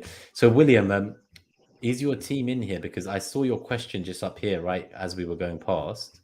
Do let me know in the YouTube live chat. I saw you asking about Saliba, but I can't seem to find a specific team. So just let me know. Here it is. I see you said, I really like Saliba. Which defender do I sacrifice? But then I don't see your actual draft. So do let me know where I can maybe find that. I'll keep going in the meantime. Some of these teams, again, are similar. This one is interesting. The FPL routine. It has Bruno, Salah, Saka, Szoboszlai, Mitoma, Pedro, and Haaland. Triple Brighton, double Brighton attack, and new Liverpool signing in the team with Salah instead of a second Arsenal attacker. This is very different to anything we've seen. What does the bench look like? Henry and Pau, 2 4.5s. It's pretty solid and creative. I'm not sure I like Szoboszlai. Apologies for the pronunciation. But apart from that pick, I really like this team. What would you give this price? FPL routine's highest score in the last 3 weeks has been like a 5 out of 10. Normally they're giving people 1 or 2 out of 10. So they're How quite much is harsh Szoboszlai? scores. I haven't even checked how much is Szoboszlai. Yeah, because McAllister's 6, so he must be. Let me check. I think he's 7. Max. Yeah, I think he's 7, 7. I think. 7. So, look, I guess if you have a feeling about Szoboszlai, then go for it. But again, I keep going back to get Anthony if you really want a 7 million guy, or get 6.5. Someone else, get Eze. I mean, he's a sexy pick for 6.5. Use your 0.5 to combine Henry, Pau into Chilwell, and then it gets really sexy. So I would like that slightly more, but I think this is a good, very good Salah job. They've done a very good job, right? Cool. Let's keep going. So I'll give you a 6.5 because of the way your own scoring works. It would have been a 7.5 otherwise. So Trigger is saying Szoboszlai is on set pieces, yeah, but as is on set pieces and penalties, and is looking more of a talisman than Szoboszlai will ever be at Liverpool, where you have the front three who will hog all the goals. So it's just relative, right? I mean, there's two players who are both good, but one just plays for a team that will score more goals, but will be a smaller percentage of those versus an Eze. Yeah, no, I agree. I think I just think even here, for example, like Mudryk, I really like that as a punt. So if you're looking for a differential, as you say, routine, I'd maybe go for Mudryk from now instead of waiting for the kind of Chelsea attacker of choice in game week 3 or 4. I think I prefer him over the Liverpool mid there. But I'm hoping to see good things from Mudryk this season. So this draft actually has Kane and Haaland. So from Real Dale, Haaland, Kane, Pedro, Rashford, Martinelli, Maddison, Mudryk, Saliba, Stupinian, Chilwell, and Ortega. So don't tell me the second goalkeeper is Turner. Yes, it is. Okay, Jesus Christ. There's also the dream of Lewis Potter, who may play in midfield for Palace when the transfer. Not Palace, is it Brentford? Yeah, Brentford. What do you think? It's an interesting team to fit in Kane as well. I don't mind it. I think I'll give this a 7. With those two goalkeepers? If it was a 4.5 goalkeeper, with those two, I'd go for 5. Yeah, we got to drop it. 4 for me. Same. I like the thinking. But I think you can do better. So we've got, what did Trigger say? Modric could carve Trent up. Yeah, I think Chilwell could too, hence why I don't really like the idea of benching him. So Samuel also asks, Haaland, Pedro, Salah, Rashford, Mitoma. Yeah, so we've seen these teams. I'm sorry, guys. If you watch the episode, like the teams I'm going past now, like we've literally reviewed them or discussed them. So I'm going to keep going till we see a different team. And this one has double Watkins attack from Nath Jacobson. Haaland, Watkins, Saka, Rashford, Diaby, Jota, and Martinelli with Saliba and Onana in goal. What are your thoughts here? So we've got Watkins and Diaby and Jota. This is quite spicy. Pinnock and Baldock on the bench. I mean, Diaby's numbers for Leverkusen are actually better than any of Mitoma, Eze, and stuff, but it's obviously a different league, so it's hard to compare. I mean, this guy could be a superstar, but I generally prefer the other 6.5s to him without sounding boring. I mean, there are other options that are on pens or a Brighton mid, for example. So he's a good pick, and I think if you want it to be different, go for it. And then again, for Diogo Jota, you're sacrificing a Bruno Fernandes for 0.5, right? So that's your sacrifice. So Bruno versus Jota, I think Jota has a high ceiling, but Bruno's your steady guy who you can rely on for starts. Jota, you're going to be worried about minutes. So if your heart can take it, then I like Jota and Diaby. I think it's perfectly good. I like this team. I like this team quite a bit. My question is, and it's just something to keep an eye on, is will Villa generate more attack than last season? I question whether Diaby and Watkins will kind of like cannibalize their production. They'll need increased attacking production in order for both of them to be to provide value. So that's something that I'm keeping an eye on, and I'm willing to wait, and I have no problem with somebody just like willing to go in on both, because I do trust Emery as a manager, and I rate both those players. So I do like it. Respect for this draft. Yeah, no, I think I'm very happy to see a different team. I like this team. I'll give this a high score. I'll go for 8. Jota game week 2 from FPL Knee Jerk. I guess who would Jota be coming in for? Is there someone on the bench? Baptiste? I don't know that. Like I don't know if I'm curious about that narrative that Jota won't start in game week 2. I think Jota is key to what Klopp wants to do, and that's basically fix their counter press. So why would you take Jota out? I think it's the idea. Yeah, I think it's the idea that if they do sign like Lavia or a CDM, then like McAllister will push up, and then like one of like Gakpo will then go back up top instead of in the midfield, and so someone will miss out. And it's like, is it going to be Gakpo? Is it going to be Jota? People have this theory that Darwin will play in game week 2 against Bournemouth because it's a Darwin game. Again, I don't know where. What does that mean? From. What does a Darwin game mean when people say that? That's what I wonder. I think they just think that. Do you know, Pras? Maybe I suppose what they're trying to say is there is less amount of counter press needed because you'll have more possession. So then basically he doesn't like Darwin. Not, he's lazier compared to the other two. I mean, he's a good player. I don't want to bring him down, but he loves Jota, Gakpo, and Diaz for just the pressing that they do from the top. And he's always said that I want my players to do that. Maybe because he knows that his midfield is weaker than he's ever had. I mean, of course, if they've signed players, but they don't have a DM yet. They've got an aging back line, especially with Van Dijk, and Konate is injury prone.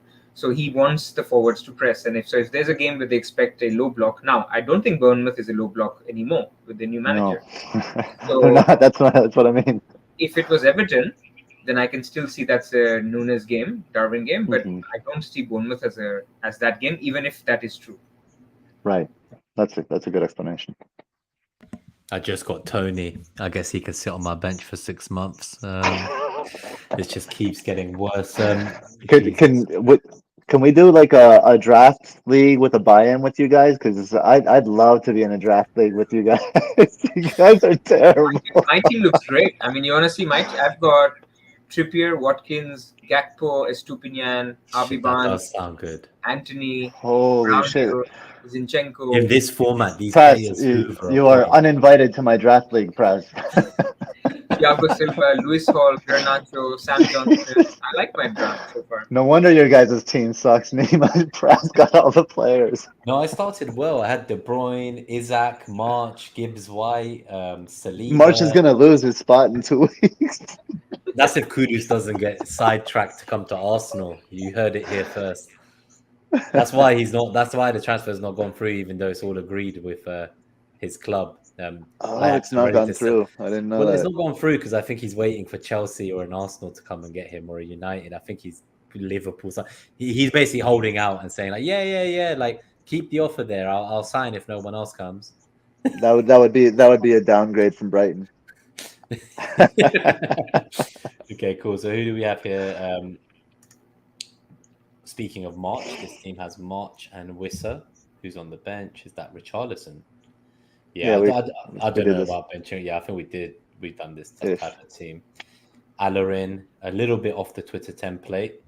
So this has Buendia. I think that's about all I would say is off the Twitter template, unfortunately. How much is Buendia? I don't know if I like him, but I don't know if I'd want him over DRB. I know you don't get too many new players from new leagues who come in, but if you don't have Watkins, I feel like DRB is a very sexy pick at 1.5 million cheaper. And I think personally, I'd just go chasing that upside of him, not knowing much about him yet in this league, even though Buendia is a great option and we know more about him. I think with Diaby playing close to Watkins, kind of like both of them a little bit together, I think that means Buendia is further away from the goal. Yeah, because I guess Diaby was playing. So just watch out for that. I could be wrong. Just watch out. Yeah. But I do like this. I think overall, I would still give it 7.5. Oh, it has Kane as well, obviously. So they've managed to fit in Kane in here. So I like that. Kane and Madison. That's very bullish. Yeah, I do actually. So yeah. So sorry. So I must say it's not just Buendia. That's the difference. It is Kane. This team we've seen. I'm sorry, Michael. Eric, anything different in this team? Looks pretty similar. There's an Akanji pick. Any thoughts on Akanji? People were talking about Aki, and obviously with the signing of Guardiola, like that's maybe not looking as good. Akanji. Well, he'll compete with Walker. So unless Walker leaves, then it's tricky. It's still tricky then, yeah. So still Stones, Diaz, or Guardiola. I don't mind the Akanji pick to start. Like at the beginning until Guardiola gets in the mix, because Akanji is more versatile. Akanji can deputize for Ake or deputize for Walker, so he can compete on both sides there. So I don't mind it to start, provided you have a plan moving forward. I think there's one theme that I think the Pras touched on earlier in a lot that we're seeing in a lot of these drafts. It's going to come to a point where a lot of people may feel the need to sell a good asset. Mm-hmm. Like, and you've mentioned this, like in a lot of Salah drafts, when you get to game week 3 or something like that, like who are you going to sell? You're going to sell a player that you're going to want to keep. And one of the maxims on from so many experts is don't sell good assets, right? And I think that'll be kind of the first differentiator around game week 3 when people sell good assets for whatever their plan was. So just watch out for that with your drafts. Yep, no, that's fair. Let's keep going. We have Alex Ball. Well, seeing as Tom is gone, I'm sorry we can't give you Tom's thoughts, but Tom gave his thoughts on this exact team earlier. YC Yang, anything? Nope. Still, the back lines are pretty much looking like everything is so similar now. It's like, do you have a City defender? Yeah. Do you have a 6.5 million mid? Like, I feel like you and Tom now, I think, where like we just need game week 1 to come, because we're going to start overthinking our teams and changing positions that we didn't. Nkunku and Jesus ruined it, man, completely. They did, didn't they? Yep. Jesus's injury meant people couldn't go triple Arsenal attack because he was the third attacker, legit attack. Mm-hmm. Nkunku's injury meant, people couldn't go Chelsea attack from the beginning and have to now base. You're left with Watkins and Pedro as your two options. And you can see in our draft rating, anyone shows us Alvarez, wrong. Anyone shows us something else, not great. And so those are the two options that are left apart from Haaland. Sucks. In midfield, we have a lot of options, but we have 5 slots. And the problem is, in those 5 slots, if you get Salah, then it looks poor. You're sacrificing some very good midfielders. If you get good midfielders, there are 3 other good midfielders which somebody can look at and say, hey, why not Madison or why not this guy? Because there's about 12 good midfielders. And defense has sort of picked itself because Estupinian has good fixtures, good defender, high ownership. Arsenal, as I said, because of Jesus, you have to have an Arsenal defender. And then it's between Chilwell and Stones. And that's it. That's our dilemma. So that Gameweek 1 deadline needs to come very quick. Yeah, I wouldn't disagree. Preseason was fun until those injuries. Yeah. Exactly. How about Almiron here? We have from Abbas an Almiron draft, Shaw in defense with Pickford and Udogie on the bench.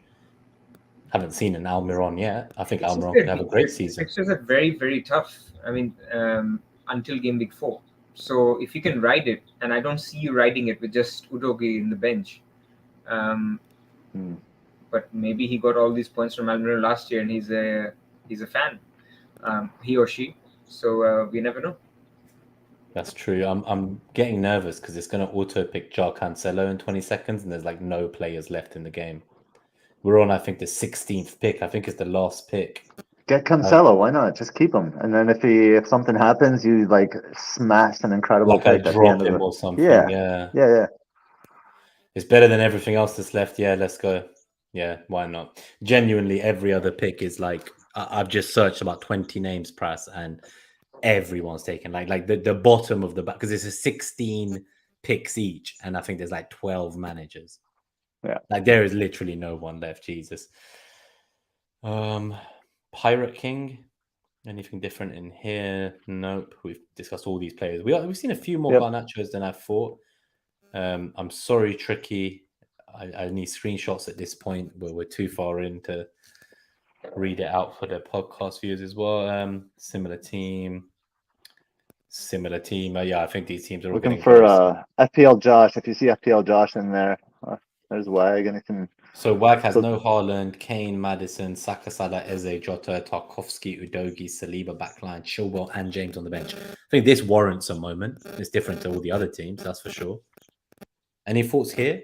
There's the narrative, and I'm sure you've seen it, Gabe. I think you mentioned it as well, that we all talk about Haaland is like an essential pick, and from game week 2 to 38, Kane outscored him, right? So what are your thoughts on that? Is it just like Haaland played like 600-700 minutes less, and is it that we're not putting enough emphasis on like the new way they play under Ange, and just in preseason, obviously the number of shots Spurs are taking, we've never seen this before from them. Is Kane, if he stays, a pretty viable pick for the first few weeks, and then you move him to Haaland when City's fixtures improve? I don't mind this for a no Haaland draft that has Kane and Salah. I think this is what Pras was saying earlier in the episode, right? Where if you're not going to have Haaland, you kind of need Kane and Salah, not just have one player instead. So I think out of all the non-Haaland drafts so far, this one is the top one for me. I would collect Udogie and Tarkovsky's money and make them into a Stupinian and play Chilwell or James, because I love the fact that this has Chilwell and James ready to go. So I like that. And sorry, I don't know why this does it. But otherwise, it's great. I like it a lot. If you're going without Haaland, which I can't, but if you can. But if you can, then that's pretty solid. Yeah, I like it. So that's all the main ones. Unfortunately, loads of these have been hidden.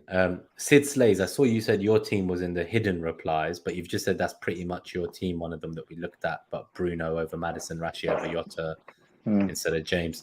So I think, I'm sorry, because of how far in we are, I will probably not be able to look at the hidden replies. I wish I'd known there was hidden replies before I went live, because I would have then maybe be able to get there quicker. There is a couple of interesting drafts that are very different, I think. Well, two of them are. One of them is maybe not. But I'm just going to quickly show them again. So this one is from William in Mallorca, Salah the Samurai in the chat. So let's have a very quick look here. So this one is Pickford, Chilwell, Stones, Estupinian, Salah, Saka, Bruno, Bowen, Pedro, Kane, Jackson, Udogie on the bench. So this is a Kane and Salah draft again with no Haaland, and it has Bowen and Jackson. I really like this, William. I don't have the stomach for no Haaland, but I really like this. I wonder if there's a better pick than Bowen available. I agree with Gabe. I don't really like the Bournemouth away fixture under Iriola for this, for West Ham. Yeah, West Ham are looking like they're in major trouble at the moment. I don't know what's going on over there, but they got some signings coming in. They're sending you're sending your boys Maguire and McTominay, hopefully, and I think Maguire's going to become club captain of West Ham. It sounded like, so maybe he can revive his career playing for a team that suits his style more. But until those signings go through, I'm a bit weary of West Ham personally. But the rest of the team, apart from Bowen, I really like. And anything here that you would change if you were that way inclined to have no Haaland?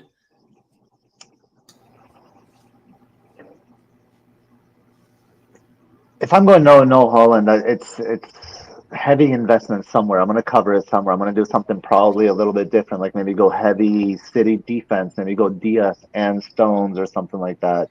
Or like I like that, you know, invest in like Kane and Salah. Obviously, makes sense without Haaland as well.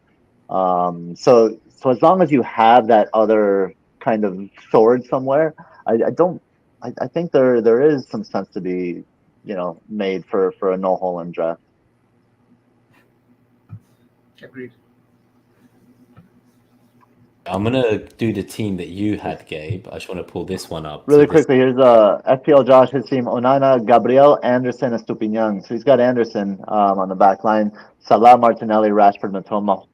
Midfield: Haaland, Alvarez, João Pedro, Chilwell, Diaby, Kamara on the bench, 2.5 in the mid. Turnover, Ariola, rate it, please. Yeah, I mean a lot of the similar players as well. I don't mind the Palace defense. Go ahead. I don't know.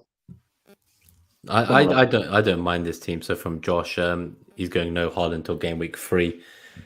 Yeah, I think that's a fine team for no Haaland. I would want to hear Alvarez starts in game week 1. If he doesn't, I don't know what you could do there, but you'd need an exit plan, and Just the site might crash fast, right? You need to have a pivot, and you need to know it fast. So Pras is going to have to go now.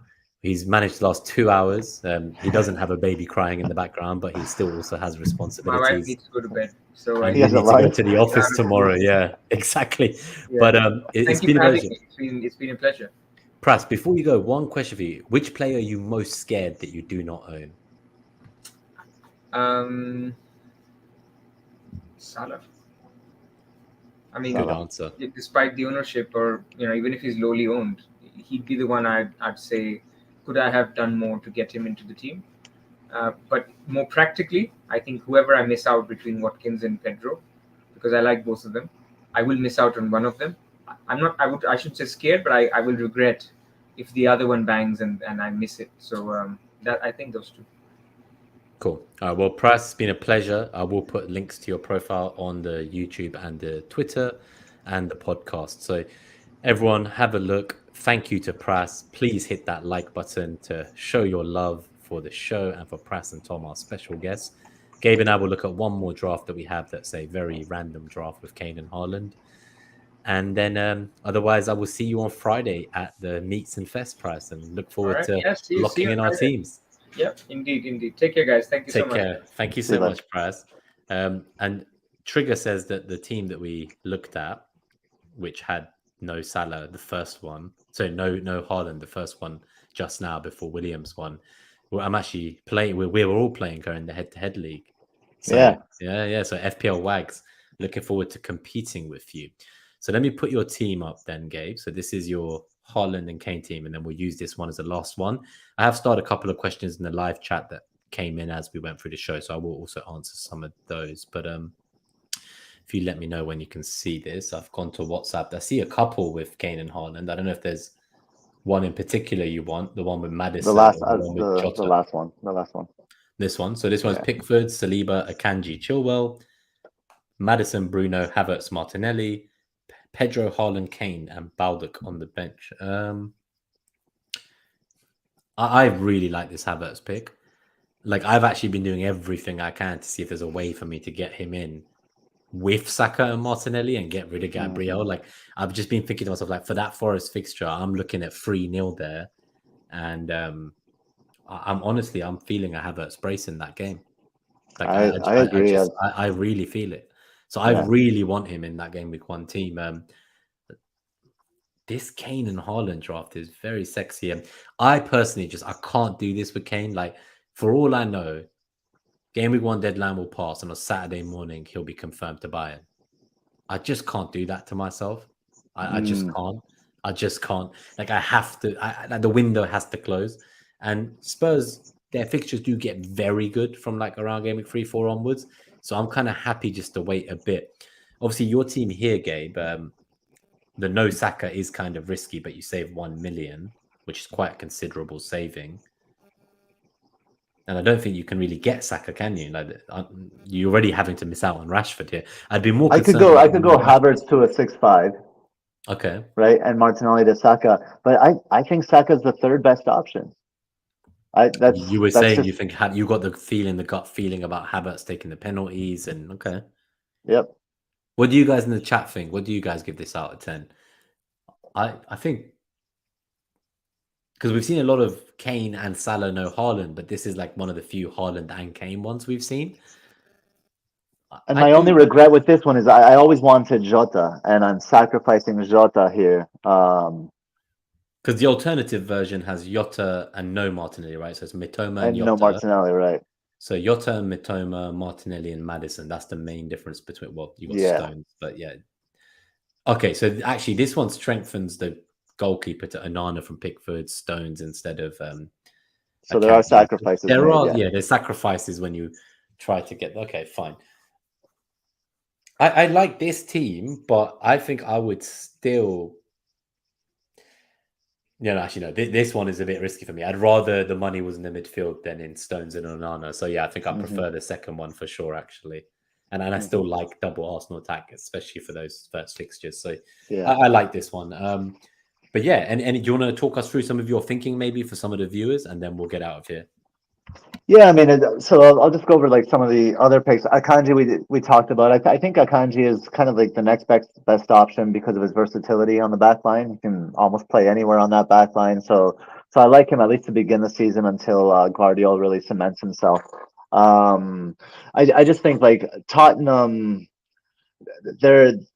I think Ange Postecoglou is the next kind of Roberto De Zerbi impact in the Premier League. It's going to be flurries of shots, and Kane is so talismanic to this team. He's going to siphon like a lot of those shots. He's going to have a lot of them, and he usually overperforms his XG. And those three things combined, I think Kane. I think Kane and Haaland. Here's the thinking behind that. I think that's going to be a race for the Golden Boot. And from the very beginning, I think it's just going to be fire. So I just want a piece of both of those racing for the Golden Boot. I think those are the two runaways for the Golden Boot. So I feel like it's an advantage to have both from the beginning. No, I really like that. I think Kane in the spread betting markets, he is definitely up there with close to 30 goals. Should he stay? So like, he's an incredible pick. I've already got Pedro.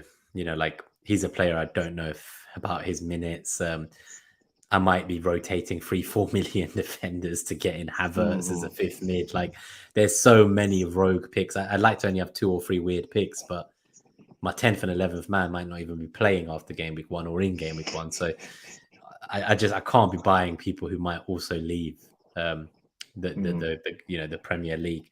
Cool. Let's we'll stop sharing that. We'll just go back to here on the stream. These are the data points, obviously, for Game Week 1 matchup summary. Anyone who is on podcast 1 hour 58, if you want to just see it and you missed it in the last episode, and the first 5 matchup summary. But we covered these and the captaincy metric in the last show on Monday with Andy Martin. So do feel free to go back and check that out if you want a more holistic episode looking at the individual matchups in Game Week 1, rather than just obviously the RMTs today. If you're not in the mini league, the code is HUP69D. There's an auto join link in the description as well. And all our YouTube members and Patreon members will do a separate kind of mini league with fun prizes each month and top 3 and cup winner at the end. Otherwise, a big thank you to all our haulers, our super haulers, David Harrison, Zach, Harbour Boy, Daddy Bot, Greenback Golf, and FPL Robbie. We have new haulers, FPL Bondos, Fingermabob, and William. Then we have our long-term haulers who've been supporting us for a very long time. They have the shark emoji next to their name. Got Dread FPL, FPL Craig, Podner, Mike Halpin, Dhoni, Oscar Arias, FPL Teacher, Blonde, S.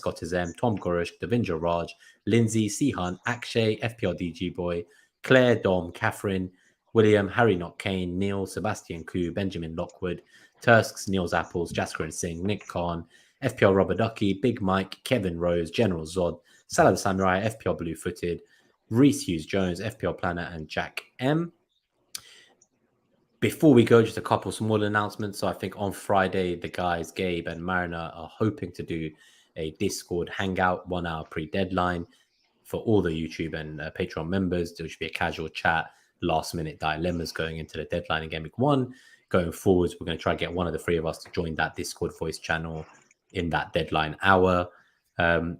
Otherwise, just thank you all for your support. There's been an incredible number of you here live throughout the episode. We're really pleased to see you. We wish you all the best going into Gameweek 1. We'll be back next Wednesday night for the Gameweek 2 matchup show. And we'll see whether everyone's going to hold their knees on rolling that free transfer. There's some -4s happening very quickly. But yeah, it's good to see you as well, Akib. Sorry, we are actually just wrapping up. But yeah, it's been a pleasure, everyone. Go into the new season, start afresh. And remember, as the great philosopher R. Keating said, life is a roller coaster. You've just got to ride it. So that's Tom who got the assist FPL Philosophy. And we'll also give you Pras's philosophy from Philip C. McGraw. Life is a marathon, not a sprint. So yeah, it's been a pleasure. Good to see you as always, Gabe. And we will see everyone for next week's Game Week 2 show. Peace. Peace, guys. See you next time.